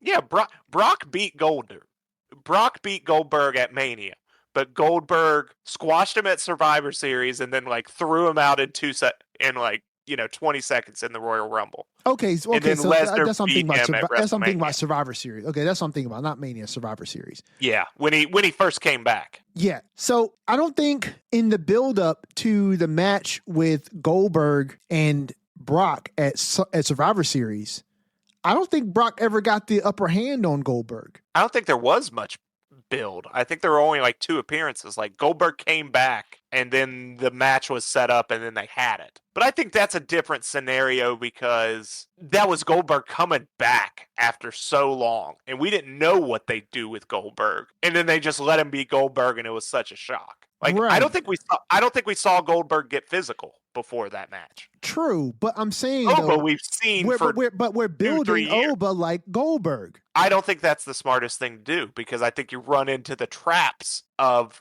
what do you do with Goldberg? If he's so dominant, how do you ever beat him? I mean, WCW did it. Yeah, and it ended up not working out that well past the initial. I just think trying to recreate that I understand is not the way to do it. I understand. I'm just saying if you wanted to do it, there are smarter ways to do it than doing Goldberg. Yes. There's smarter ways to do it than doing Goldberg. You could do a dominant guy who very rarely loses, you know what I'm saying? But you just don't have him on TV every week. I think the mistake that WCW did with Goldberg was putting Goldberg on TV every week, having him run through people every week. And you did it by bringing in any jobber that you could find in any town that you were in, right? And then when you had these main event matches where you bring in the superstars you're going to pit him against, you fed them to Goldberg. I think that was the mistake they did with Goldberg because you couldn't establish him actually having a loss, right? But we've already established that Obafemi can lose matches, right? It's just a matter of how long before he takes an L. I think that's the question here because we can't take Oba on the main roster as if his NXT run didn't exist. If he wins at WrestleMania, which we think he do, I don't think he'll lose a singles match until he is dropping the championship. So that means that every match that he wrestles prior to him winning the championship, he's going to win it. Yes, but I don't think he needs to be undefeated in the punk out Brock Lesnar for 6 straight weeks way. That's I get you. I can, like I said, I can see him not getting the upper hand the entire way to WrestleMania. You know what I'm saying? I can see that happening. But you know what I think would be a great way to book that? Have Brock get the upper hand on Oba by doing some sneak shit. Yeah. Some stuff that plays to this insecurity that Brock may be having. You know what I'm saying? As to whether or not he can take the ruler. And then they are definitely playing into that with even commentary. They're like, we've never seen anyone manhandle Brock Lesnar like this. Even if we have seen John Cena toss him around like this before, we're going to treat it like it's just so clear what they're doing with Oba. Right. That now we're just having discussions about how they're going to do it. Yes. I would love to see maybe having an interaction between Brock and Oba be scheduled for Raw, right? And then what do we get, Skeena? We get officials running backstage in shaky cam, and Oba is kind of like laid out, and Brock could like hit him with a chair, or something like that. I think that's kind of the way we're going to go too. I think you do something like that, right? Because that allows for what we've been talking about, which is for Oba to not physically get the upper hand over Brock every week going into Mania, but it also plays into this idea that Brock's insecure right now. He does not know if he can take Oba straight up. And so now he's leaning into tactics that we wouldn't normally see Brock do, right? And this also follows this train of things that the announcers are saying that like, well, I don't think we've ever seen Brock get manhandled like this. And now you have Corey Graves talking about, when's the last time you saw Brock attack somebody backstage with a chair? You know what I mean? And Brock is acting real kind of sus with regards to how confident he is that he can take Oba, right? But maybe you get that a week, and then maybe you get a situation where Brock is talking a bunch of trash, maybe talking a bunch of trash through Heyman, right? But you don't actually get them coming to blows, and it doesn't put Oba in a position where he's dominating Brock again.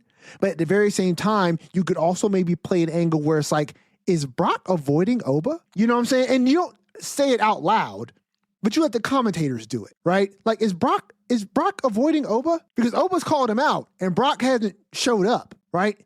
And then maybe you do that first. And then the next showing, you have Oba be attacked by Brock backstage, right?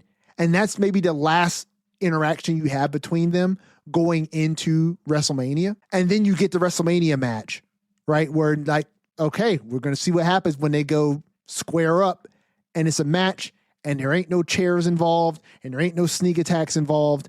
And then Oba beats Brock. And we get that definitive, oh, okay, so I guess this is what it is. Oba is that new guy. Yeah, I think that's generally what's going to happen. Yeah, I don't disagree. I don't disagree. But should be a fun ride regardless, because like I said, we got Brock every show. Yeah.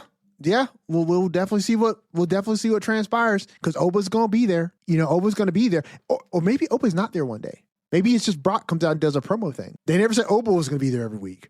Right. So Logan Paul, Austin Theory defeat the Usos via disqualification. Yes.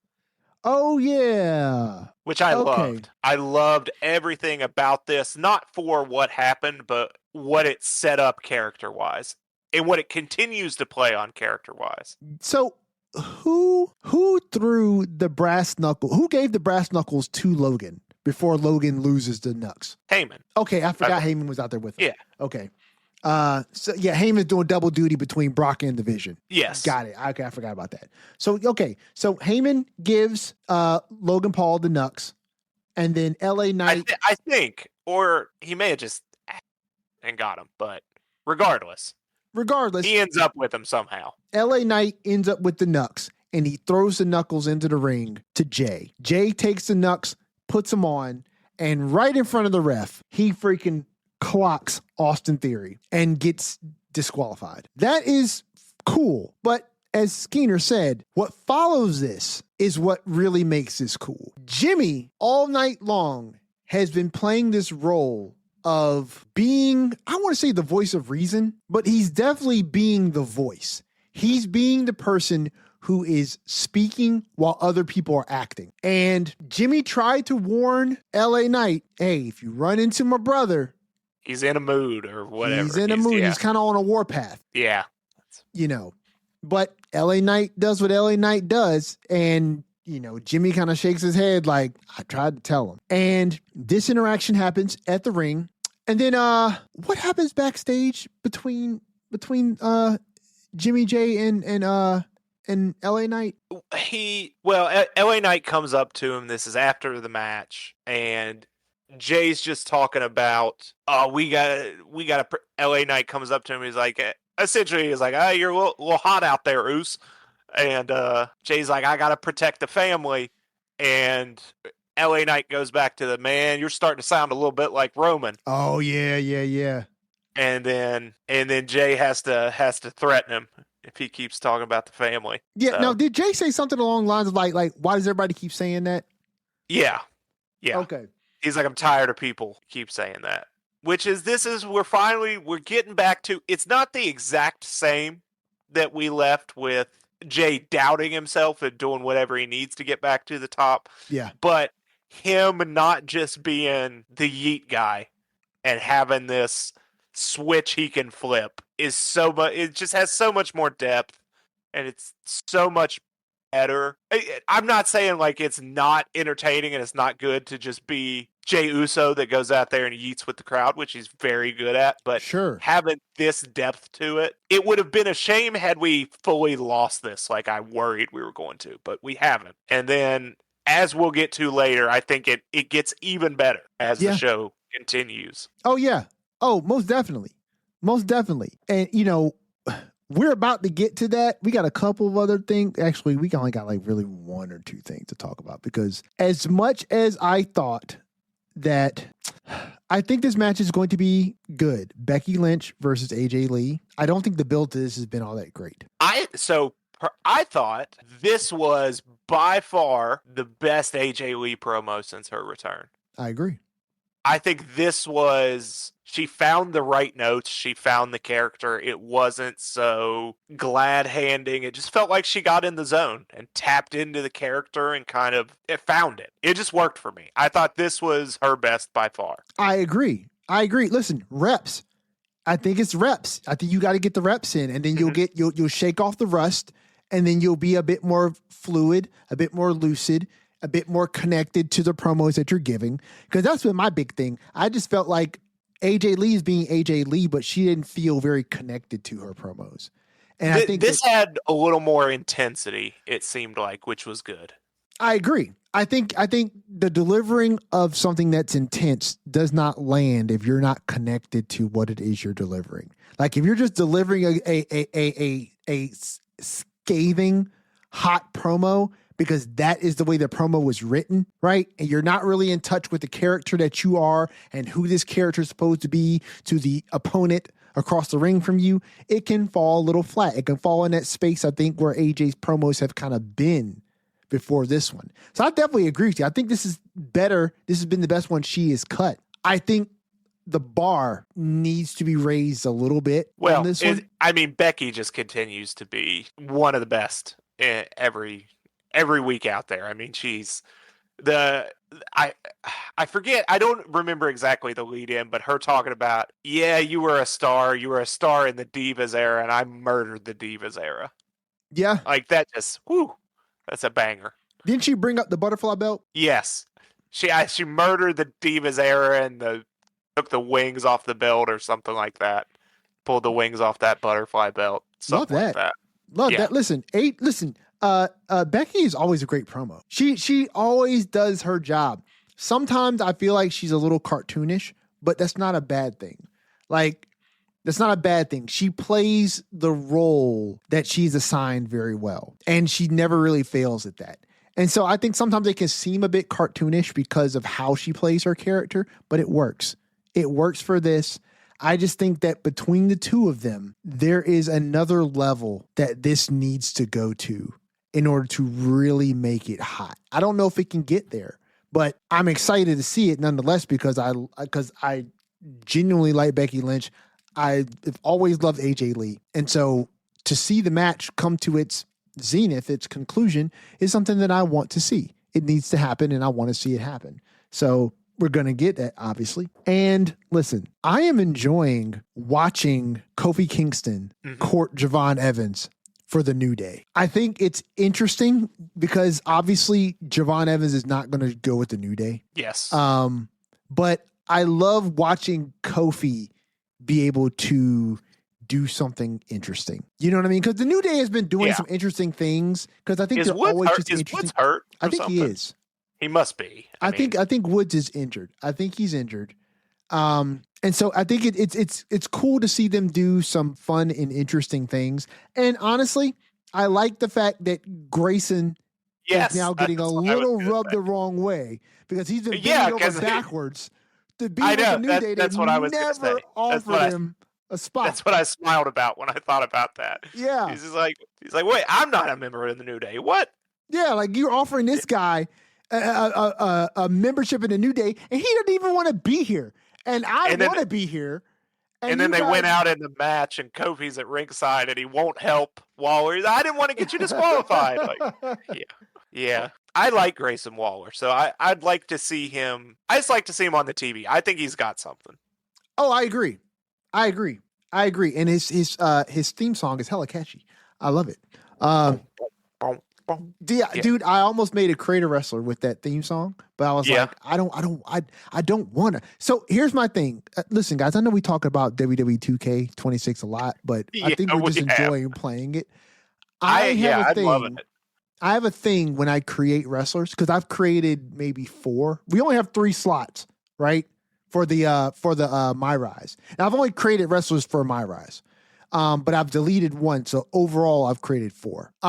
I don't like using entrance music that I will potentially compete against. Yes, right. So because that'd be silly.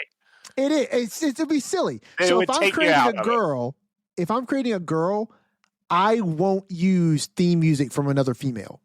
Oh, we lost Skeena. We've lost Skeena. He's back. It's all good. We'll edit Discord that out. today. We'll edit that out.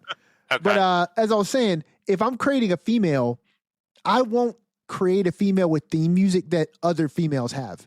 So I will either be custom music or it'll be something from the guys, and vice versa for the guys. I would do something that's custom, or I would do something that is a cool theme song that a female has, so that when I'm playing, if I run into somebody in my rise or a regular match, we're not gonna have the same theme music. That reminds me. No, you work. I gotta send you something from my phone that happened in 2K. That was hilarious to me last night. But no, yeah, look, I think Grayson Waller's music is great. I think Grayson has the potential to do more. I'm curious to see how you get there with him. I think you just separate him from the New Day and just put him in some stuff. I think he would be in a great match against somebody like Penta. You know what I mean? Yeah. But you just have to put him in a situation where he's not tied to someone else. Because I feel like ever since he's been on the main roster, he's either been tied to Austin Theory, and then he went straight from being tied to Austin Theory to being tied to the New Day, and not really given the opportunity to do it's been anything a while on his own.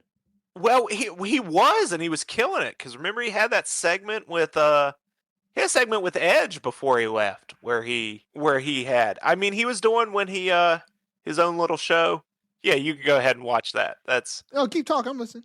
So I was playing my faction, and they do those mirror matches. So that's why everyone's the same in there. But what happened was hilarious. But yeah, I love Grayson Waller. I wish we could get back to him having that kind of talk show spotlight that he did. And what the Grayson Waller effect? Waller effect. That's what it was. Yeah, the Grayson Waller effect. But I think he's well served for that. What am I seeing? Who is duplicated in this match here? Everyone. So that's in my faction. Okay. So, AJ Lee's and yes. So I am controlling AJ Lee at that point. Okay. So you're controlling AJ Lee, and you said this is a mirror match, right? So it's all AJ Lee's and all who? Well, yeah, it's my team of Stone Cold. I believe this is The Rock in there? Yeah, it's Stone Cold, The Rock, Obafemi, and AJ Lee against a team of themselves. But okay. It cracked me up to watch me do that taunt, and I got too close to the other Oba on the apron. Yeah, and he just snatched little old AJ up and threw her over the ropes. Dude, the freaking mixed match stuff. The fact that that can happen, but just the size disparity in the model. Oh, and sure. AJ was doing that walk, the hands behind the back, and he just said, "Come here." Just toss me over the ropes. Yeah, there would definitely be some 2K26 being played during editing. Oh, yeah. So, Seth Rollins attacks Paul Heyman after Paul lays a trap because he fights the way Heyman's fight. Which is a hilarious line. He called Seth out, said, "Let's handle this like men." Yes. And then Seth comes out and there are cops there, and Heyman's like, "Men in my family, we call the police, we file restraining orders." Yeah, I love that so much. And then Paul proceeds to tell Seth as he is being carted away by the fine police officers of whatever town they're in. I forget which one they're in. And doesn't matter because those were not police officers of that town. But he says something along the lines of, when Becky is being left on her own and being run through by all the men in the locker room, and I'll be the one to raise your daughter. I'll be the one to raise your daughter. And then Seth breaks away while still in handcuffs, runs back to the ring. And he's not handcuffed yet. He's just being escorted away from the ring. Well, there's a big jurisdictional issue here anyways, because he assaulted Paul in another town, and these officers are going to arrest him for a crime. Yeah, that's not really how that works. That's not really how that works. But suffice it to say, when Seth is being ushered away from the ring prior to his assaulting of Paul on Raw, he is not handcuffed yet. I think he's just being ushered away from the scene. And then he breaks away from the cops when he makes the comment about his daughter. And then he goes and he assaults Paul.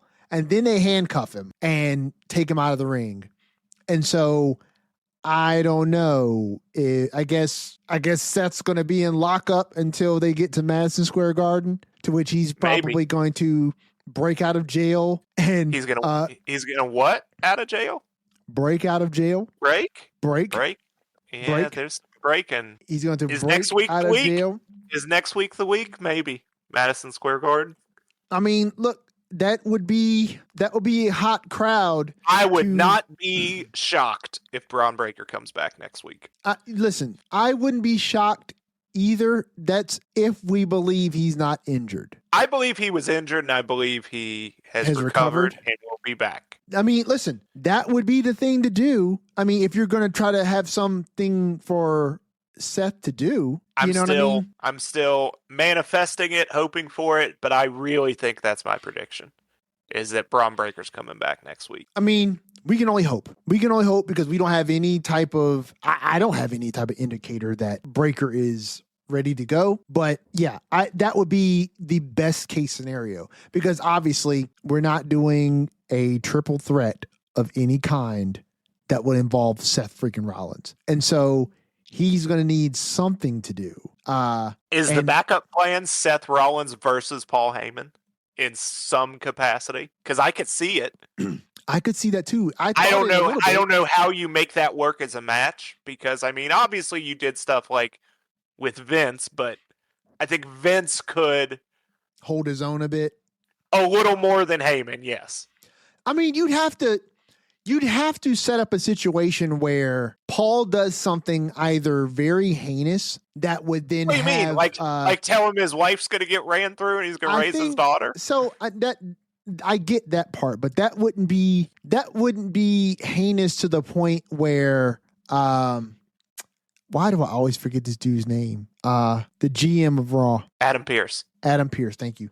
I don't know why I run into Adam Pearce all the time in my rise, but he hasn't done anything that's so heinous that Adam Pearce would put Paul in a situation that Paul would have to be in a match.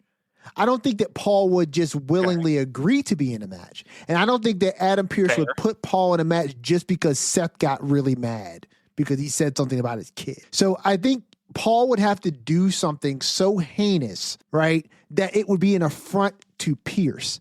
And then Pearce would be like, oh, so you think you're going to get away with doing this on my show, you know what I'm saying, before WrestleMania? Well, I got news for you. You are going to compete at WrestleMania, and you're going to compete against Seth Rollins in WrestleMania. And you're going to compete against Seth Rollins in WrestleMania in a steel cage so that none of your people can get their hands into this match. And then it'll just be one of those spectacle matches, right? And that would be a really good thing to do if Seth is indeed only partially cleared. Like, let's say his injury is one where he's still recovering. He can do a little something, but not a lot, right? This will be a great thing because Paul's not going to wrestle back. Yeah, I'm just thinking for what Seth does without Braun Breaker there. Well, that's what I'm saying. Yeah, if Braun Breaker's not there, you could do a match like this against Paul Heyman. It'd just be a nice little spectacle match for the fans, right? But I mean, if Breaker's healed and cleared, and Seth is cleared, well, then yeah, you could definitely go into that match. It just feel that I love to see that match, and I get that you're booking around unfortunate injuries. Right? It would just kind of feel like you're booking around unfortunate injuries, right? Because Paul Heyman is bouncing all around the freaking chessboard, right? I think him mentioning this week was kind of a little tease when he says Bronson Reed's not going to be back for a long time and Braun Breaker's not going to be back for a long time. I think so. They're both going to come back at the same time. I think Bronson Reed's not. I think Braun Breaker's coming back next week, though. Prediction, yes. Spoiler, maybe. If it's right, you can call it a spoiler. Yeah. So I guess what you're saying is Bronson Reed is injured for real and Breaker is healed? Yes. Okay. I mean, I think we talked about it when it happened. Like the hernia thing, this is on obviously it's a surgery, but it's not like, a year-long recovery. This is something people go through and come back, and this is obviously on like the low end of the recovery time, but I think for an elite athlete like that, I think he's back. I think he's making it back. I just do. I've said that from the beginning, and I'm sticking to it. Listen, if he is recovered, good on him, right? My thing is this. I think a hernia sounds like it's on the lower end of things because regular people get hernias all the time, right? But it's the type of hernia. You got a herniated disc in your lower back, right? He didn't have a disc though, did he? I thought it was just a regular kind of like sports hernia. I mean, but a sports hernia happens somewhere, Skeener. It happens somewhere on the body. It doesn't just happen in the body somewhere. It has a location. I thought he had a herniated disc. That's what I thought. This was a like sports hernia. Like his intestines are popping out of the sack because he strained too much. That's a sports hernia? This wasn't a disc. Yeah. So every time someone has a sports hernia, it's involving intestines popping through abdomen opening. Abdomen. So for men, usually a sports hernia happens in the groin region where, whatever is inside, that's what the herniate in itself means, that something is popping out in a place that it's not there. It is protruding through an opening. It's not going to be there. Normally, right. For men, it's like intestine pops out in the groin region, pops through the muscle walls and things. Herniated disc is a different thing. That's when a disc protrudes where it's not supposed to. He just had a hernia, which meant right. some of his insides were getting outside in a way they were not supposed to. So according to Google, I typed in what is a sports hernia, right? Okay, yeah. And it just says that a sports hernia is a soft tissue injury, not a true hernia, involving tears, strains. Okay, well he had an actual hernia. Yeah, it's involving tears or strains of muscles, tendons, ligaments, tendons or ligaments in the lower abdominal or groin area, yes. Common in sports like soccer and hockey, right? Yeah, so Breaker, if I remember, he had a hernia for a while, which means occasionally, wherever it was, probably lower abdominal or groin, like is common in men, something on the inside was popping through a hole and going a little too outside. Right. And then when he flipped the announce table, however he strained probably caused the opening to be bigger or something, and then he had to have it addressed. Right. So essentially they fix the hole and then you don't stress it for a while and then you come back. Right. So I guess my only concern would be, right, how long do you give the body to heal in a way that would not... I'm not his doctor. However long how long would it take for the body to heal in a way that would not put the body in a situation where doing heavy lifting, right, that would one, be a part of training and rehab, and two, lifting and throwing around other human beings in a way that would not re-aggravate a hernia? I'm not asking you, I'm posing the question, right? I'm not saying that he's not cleared. I'm not saying I have any medical knowledge about anything, but I'm saying that for the likelihood that he could be back, I think there's just as much likelihood that he could not be back. You know what I'm saying? Like it's like this injury happened apparently right after the Royal Rumble. Yeah. The Royal Rumble was when? In January? Yeah. Well, very end of January. Very end of January, start of February, right? Yeah. So we are currently in March, and mid-April will be WrestleMania. I wish I had at least a general idea of how long it takes someone to fully recover from a hernia, because we're talking about February, March, typically, if it's within the bounds, and everyone's different of what normal humans go through, Right. you're usually cleared to come back by like 4 to 6 weeks. You can start doing light stuff like within a couple weeks too. You just can't. They tell you obviously don't strain in a way that could tear through what we sewed up, but Right.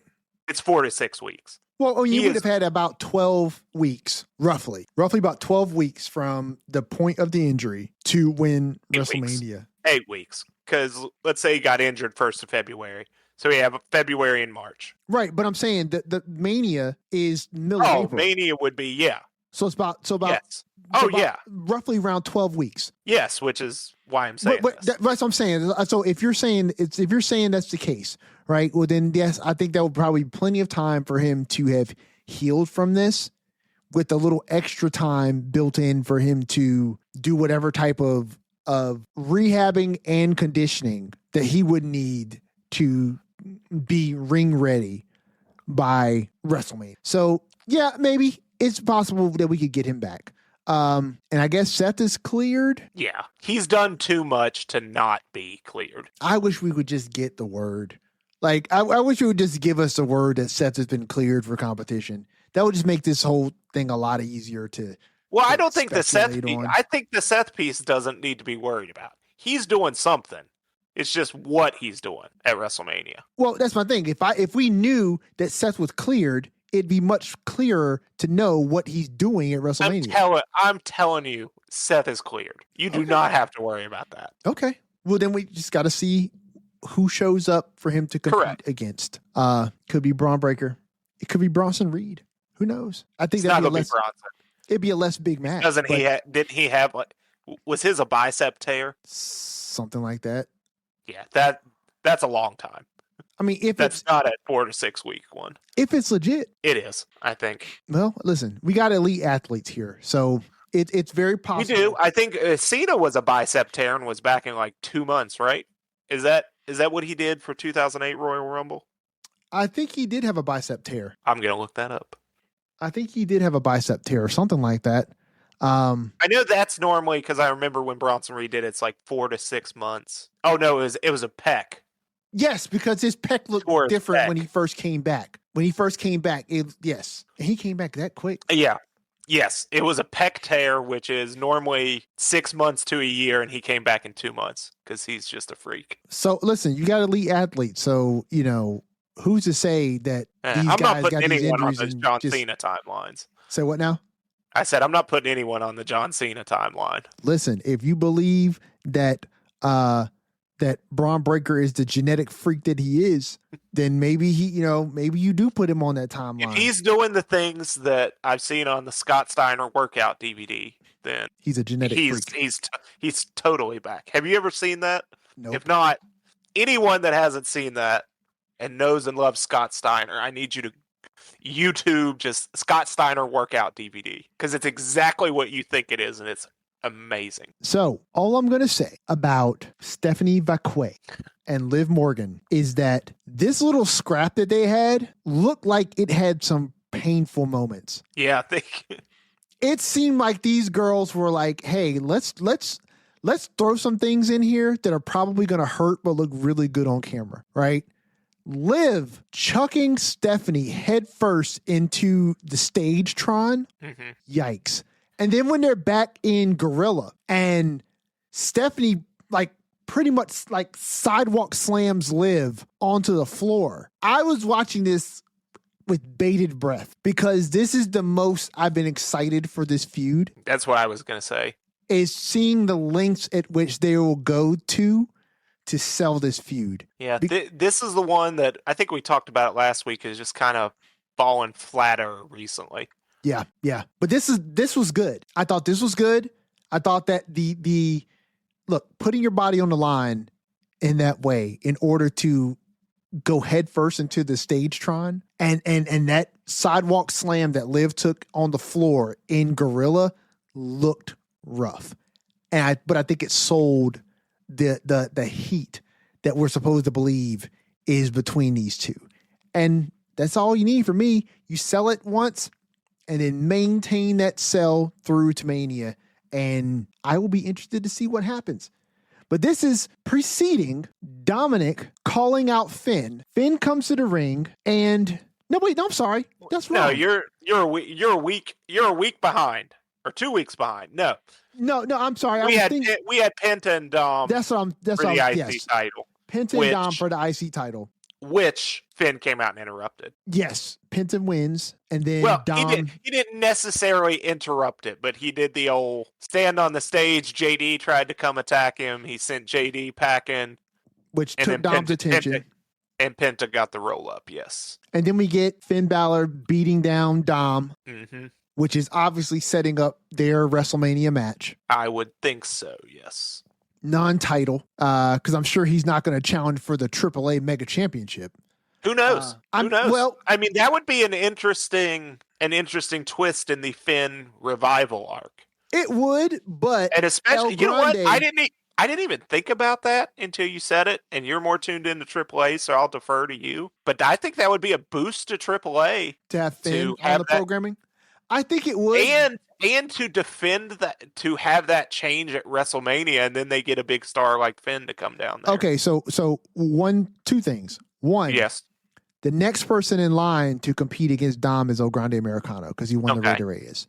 Two, they will never allow the AAA Mega Championship to change hands on a program that's not AAA. You don't think Undertaker's going to do that? Fuck no. That is AAA's top championship. That would be like WWE allowing the World Heavyweight Championship to change hands on a AAA show, or the WWE Championship to change hands on a TNA show. That would never happen. Maybe a lower title, but I don't think the AAA Mega Championship. I don't know, brother. I don't think that would happen. Taker. I don't think Taker would. I don't think Taker. Look, if Taker did that, I'm gonna be real with you. Along with a lot of the Mexican fans, I would probably say "fuck you, Taker." I would probably say "fuck you, Taker." Like, don't bastardize another company's legacy by treating them like they're NXT. You know what I'm saying? Like this isn't NXT. This is a whole nother promotion and a whole different style of professional wrestling. Just because WWE have some ownership stakes in AAA doesn't make AAA not its own thing.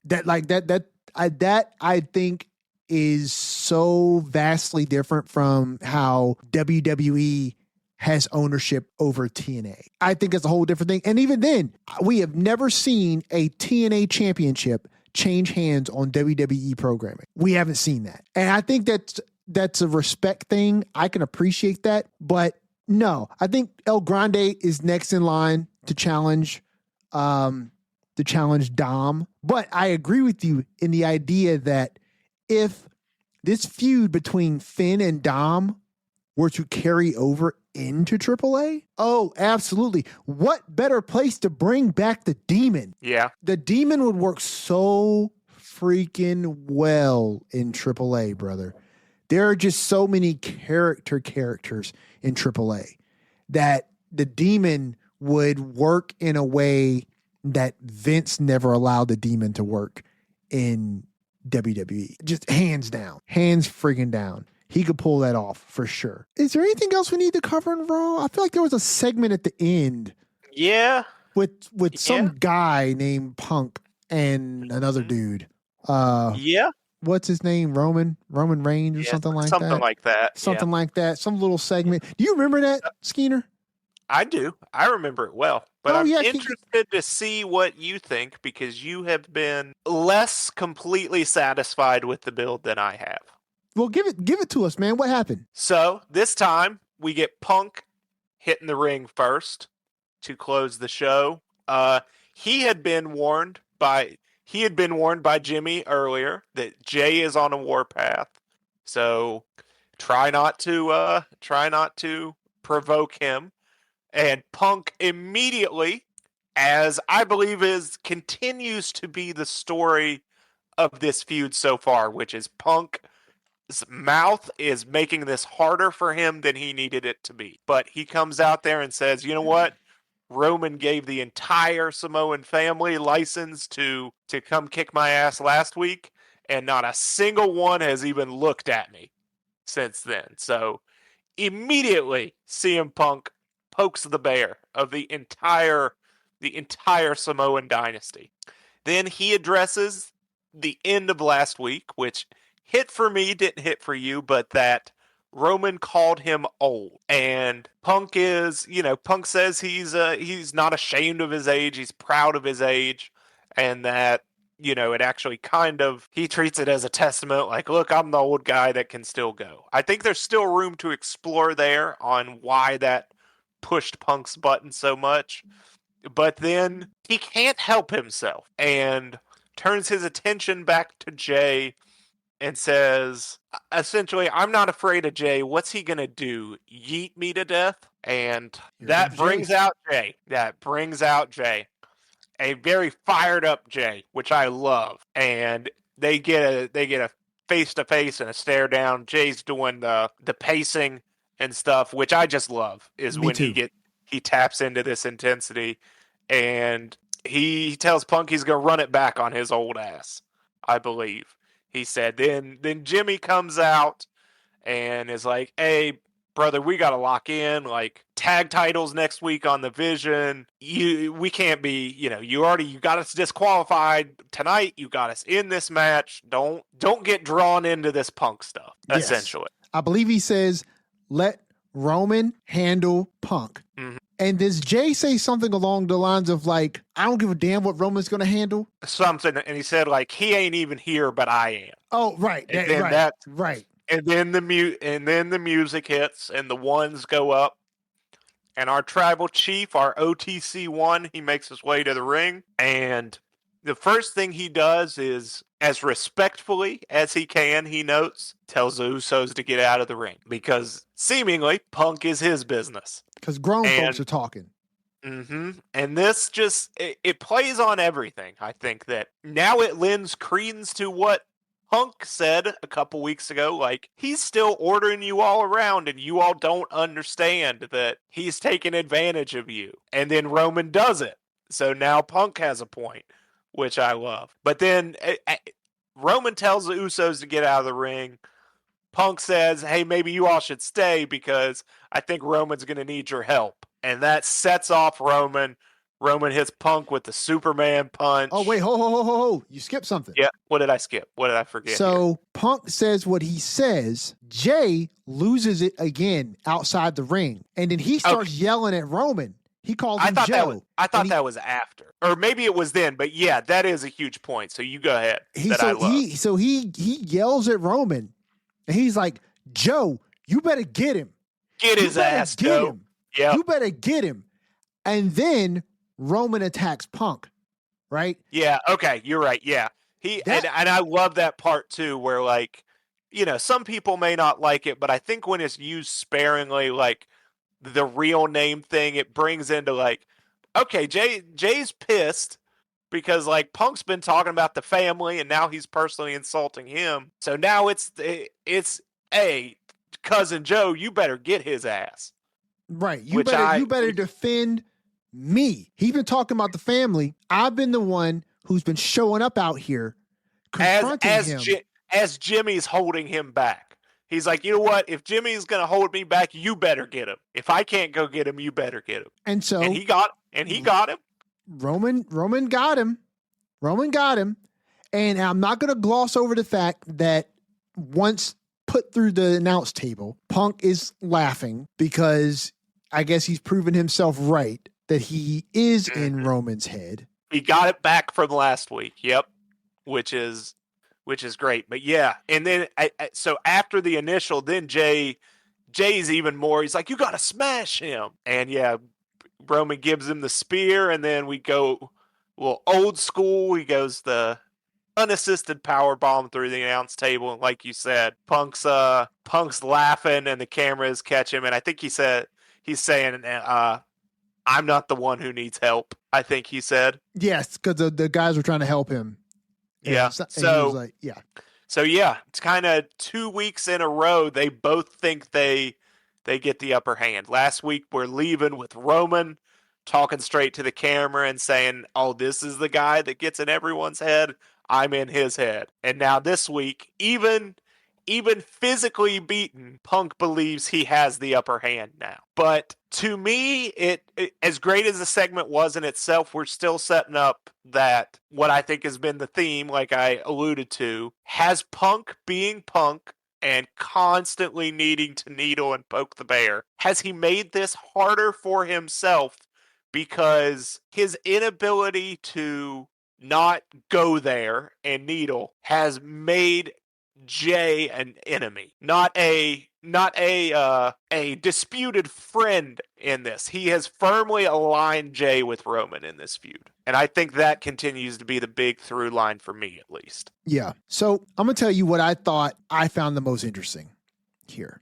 What I found the most interesting here was Jay. Mm-hmm. So Jay tells Roman, Joe, you better get him. Mm-hmm. Roman then attacks Punk. Now, this is coming off the heels of Roman stating to Punk that he was not in his head at all. Essentially, Roman is as cool as the other side of the pillow. He is cool as a cucumber. That all these things that you're saying to me don't faze me at all because I'm the tribal chief. I'm the head of the table. I'm that guy. And these things don't faze me. I'm not fazed about you talking about my dead dad. I'm not fazed about you talking about our family. I'm not fazed about any of these things. I'm fighting you because I hate you, right? So Jay saying what he said to Roman, right? And I'm glossing over this idea that I heard somebody say online about, oh, so what we're saying is Jay is running the show. Jay is the tribal chief because he told Roman to do this and Roman did it. Cool idea, but I don't think that's it. Yeah. What I find interesting is this idea not simply about Punk making this harder for himself by realigning Jay and Jimmy with Roman. I think the idea is that he didn't. I think the idea that Roman attacked Punk is going to draw out this sentiment that it seems like they're in alignment, but Roman, just like he did right before this segment started, where he tells Jimmy and Jay, y'all had tag matches, right? Those matches are done. Okay, I'm going to say this as kindly as I can. Get out of my ring. I think Roman is going to come back next week and he's going to tell Punk that, no, you didn't faze me at all. I attacked you because you needed to be attacked. I don't give a damn what you got to say about anything. I don't give a damn what you got to say about the Usos. I don't give a damn what you got to say about the family. I think that is going to draw a wedge between Jay and Roman. Because I think that what Jay said to Jimmy before Roman came out is very important. That I'm out here defending the family. I'm out here defending the family like we were out here last week. Where's Roman at? Roman ain't out here. I'm out here. Roman didn't come out until Roman wanted to come out. And the first thing that he did was disrespect and send his family out the ring as kindly as he could do it, right? And like you said, it lends credence to what Punk was saying. That it's like, he just uses y'all. He just uses his family however he sees fit. I never got any disrespect from any of the Samoan family. It's only been this one self-righteous prick that never shows me any kind of respect. And he doesn't respect you all. I'm sorry. I'm apologizing that Roman has never respected you all the way you all think he does, right? And I think what you do is you get Punk opening up the segment between him and Roman next week, and Punk talking all of this stuff that's going to get Roman to come out there. And he's going to be talking about how he's under Roman's skin, that, you know, this is where Roman's Achilles heel is, right? I respect his family, but I'm going to do what I got to do to get under the skin. He's already said it before, like, this is why the fans respect me, because I do what I need to do to get where I need to go, right? And so I respect the family, but I'm going to needle it if it gets under his skin. You know what I'm saying? Because Roman is no different than anyone else. You find his weakness, you exploit it, right? And Roman's not as untouchable as he thinks he is. Boom, doom, doom, doom. Ah. Roman comes out, right? And Roman comes out and he starts, you know, doing the Roman thing. You think you got under my skin? You didn't get under my skin. This doesn't faze me. I don't care about what Jay's doing. I don't care about what Jimmy's doing. You can insult my father. That doesn't bother me, right? I hate you, blah, blah, blah, right? I think that then brings on some further instance where Jay's got a problem with that, because Jay is like, so you're not out here to defend the family. We out here every week trying to defend your ass and your name and our family's name. And the first thing you do is disrespect us. You tell us to just get out of the ring. We the one out here defending the family. You gonna come in the ring and tell us to just get out. I think it's not as clear where Jimmy and Jay are gonna fall, because I think that I agree with you in the sense that on one hand, you could look at it like Punk doing what Punk does, which is get in his own way, right? And he's got to run his mouth and he's got to do these things, right? And he could be potentially making this harder than it has to be. Because I think that lends to the idea that some people are saying about like, oh, they're going to bring the bloodline back. I think that's the extreme of what it is that you're saying, right? Which is, oh, they're going to drive them back together and then they're going to become the bloodline again. No, I don't know if they're going to be the bloodline again, but I get the idea that you could be driving Jimmy and Jay back to Roman, right? But Jay is always alluding to the fact that he ain't Roman. And the fact that, like, I don't know why you all keep comparing me to Roman. You know what I'm saying? Like, you act a little bit like Roman. Why do people keep saying that? I'm not like Roman. And then he comes out here to defend the family and he's constantly saying, look, Roman ain't here. I'm here. I'm defending the family. I need you to apologize, Punk, for insulting the family. And what did Roman say to the Usos? I didn't need no apology, but I'm gonna go get that apology because you guys need it. You're drawing a very distinct line between Roman Reigns and the family, right? And that lends to the idea that Roman is just using the family. He's just using the family in whatever way he sees fit to propagate whatever it is that he is trying to accomplish. Whether he's trying to accomplish a championship, whether he's trying to run the company, whether he's trying to run the family. He cares about the family when it suits him, right? But at any other time, Roman don't give a damn about you all. He don't give a damn about his legacy outside of what he's doing. He doesn't care about you guys, the Usos. He never really has, right? And that was Roman and Jay's beef earlier on, way back in the bloodline. You know what I'm saying? That they've always had to play second fiddle to Roman. Those were Jay's exact words, as a matter of fact. That like playing second fiddle to Roman when they were growing up, Roman always used them to get ahead. And it was always Roman first, and then which one are you? And so I think this has been the best segment for me since the opening segment of this feud. Because I think that there is a real potential here for layers to be unearthed in this feud. And that's what I've always been about, is the storytelling, right? You make the story make sense for me. You know what I'm saying? And I think it works. I thought that the thing about Punk being old last week was a little flimsy.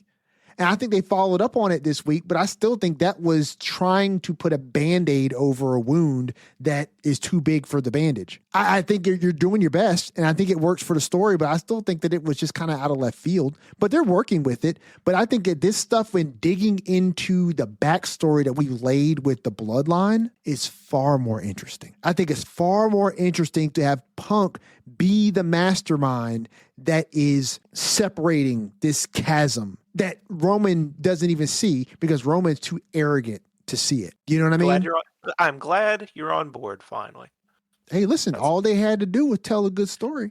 Like, all you had to do was tell a good story. You're going to get me every time. And like I said, you had me hooked in the beginning, right? You had me hooked in the beginning.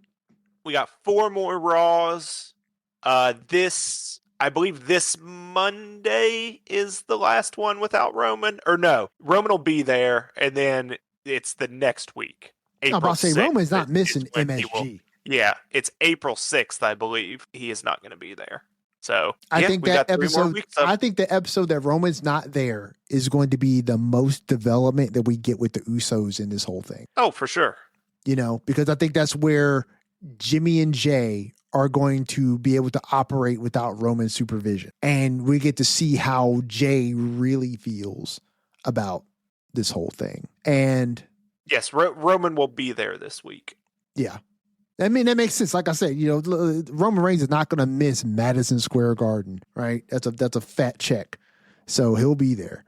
You know, but he's not going to be there to defend his family. He's going to be there because the check is fat.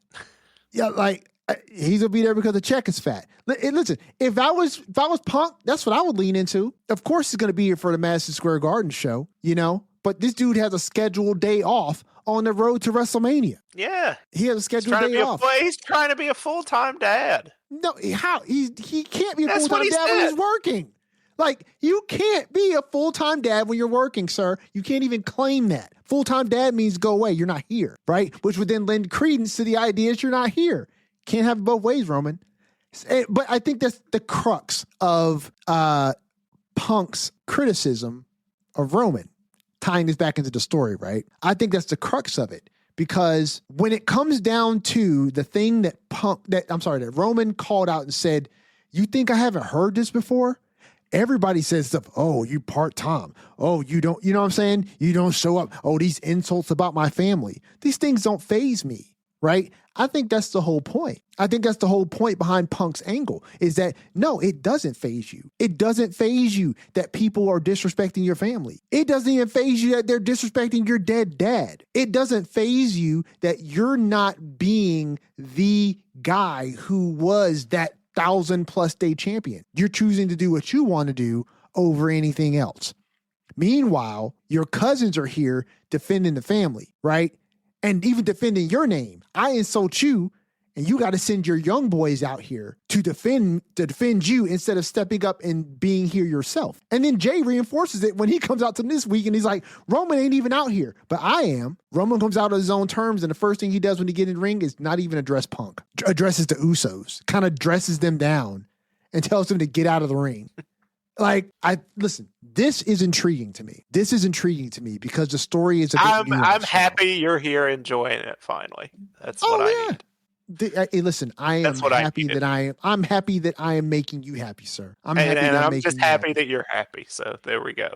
Hey, and listen, this is what friends do. This is what friends do. I'm glad I have you as a friend. And listen, they certainly don't beat the Wyatt family or the Wyatt Six on the video game together. At least not the first, second, third, fourth, fifth, or sixth time. But, 7 times is the charm. I think it did take 7 or 8. 7 times is the charm, brother. Once they've worn them down. Listen, I think in-game lore-wise, I think they had an injury after all those matches. I think that's how we got over them. Probably. I think they need to be fresh and we need to challenge the game has to show it to me because every time I go to pick a tag team match, sometimes if you just do an exhibition match, it'll show you your highest rated. Yeah. And our 5-star classic that we lost to the Wyatts just is up there all the time. Yikes. Listen, sponsored, not sponsored. But listen, WWE 2K26, if you would like to sponsor the Lariat Lounge, I am so down for that. I'm so down for that. I would gladly take you on as our very first sponsor. But we're going to talk about the game regardless because we're having fun playing it. Skeener, I think that about wraps it up for this week of the Lariat Lounge. So what is your big takeaway from this week in wrestling from last Friday through Monday into today? I can't do a takeaway from this week. I'm just going to reiterate that you all be ready for those sirens to hit on Monday. Braun Breaker is coming back in Madison Square Garden. I'm calling it. That's fair. That's fair. I think my takeaway from this week is going to be a classic one. Stories matter. Characters matter. I think when you make the characters matter, and you make the stories matter, however it is that you invest in that, whether it is Liv Morgan and Stephanie Vaquer really laying in some solid, stiff stunt work to kind of get their feud over that makes you believe in it, or you start diving deeper into the story of a feud by adding layers upon layers and things that are obvious and things that are not so obvious, that rewards viewers for their longevity, that rewards viewers for paying attention, that rewards viewers for being invested in the product, right? When you do character development that shows multiple sides of Randy Orton and you allow characters to do really great character work, you can bring back stories that may be lacking in some areas. You can hook some people who you may have lost or have gone astray. And it's the reason why I love professional wrestling. There's no other form of storytelling quite like it. And when you get it right, it just hits different. So buckle up. as Skeens says, we are fast approaching WrestleMania. It's only going to ramp up from here. So I genuinely hope everyone is ready. We will all enjoy it together. Skeens, please let everyone know one more time for this episode where they can do all the things that is the Lariat Lounge. The Lariat Lounge is coming at you once a week, every week. You can find us on YouTube. Just search the Lariat Lounge. You'll find us. You'll find the video for the podcast. You'll find the audio version, all our old episodes, all that WWE 2K26 content that's going to be coming your way. That's where you'll find our PLE live streams. If you like listening to the podcast just as audio, we're still there on all your favorite platforms, Apple Podcasts, Spotify. You can find us wherever you find your shows. We are over on Instagram at the Lariat Lounge Podcast. That's where you can interact with us, give us comments, DMs, vote in polls. That's where you'll find links every time we go live, be it streaming 2K or our PLE live streams. And as always, please feel free to join our friend Gage Johnson in the email inbox. Whatever you want to talk about, tell us, yell at us about anything, please send it over there at thelariatlounge@gmail.com. Please help Gage out. Join him in the inbox. He's lonely in there. He needs friends. He needs a support system. You can be that. You can also be our support system by going over to prowrestlingtees.com/the Lariat Lounge. Cop yourself some merch. Apparently it shows up pretty quickly and the quality is top notch. You can ask Mama Skeens. She can verify. So please grab yourself some merch. All proceeds from the merch goes directly back into the podcast. You all help this podcast run. You keep the lights on over here. So we really do appreciate you guys from the bottom of our hearts. From your host, Everson Godfrey, co-host Andrew Skeens, this has been another edition of the Lariat Lounge, and we are on the road to WrestleMania, folks. Please watch yourself on the way out.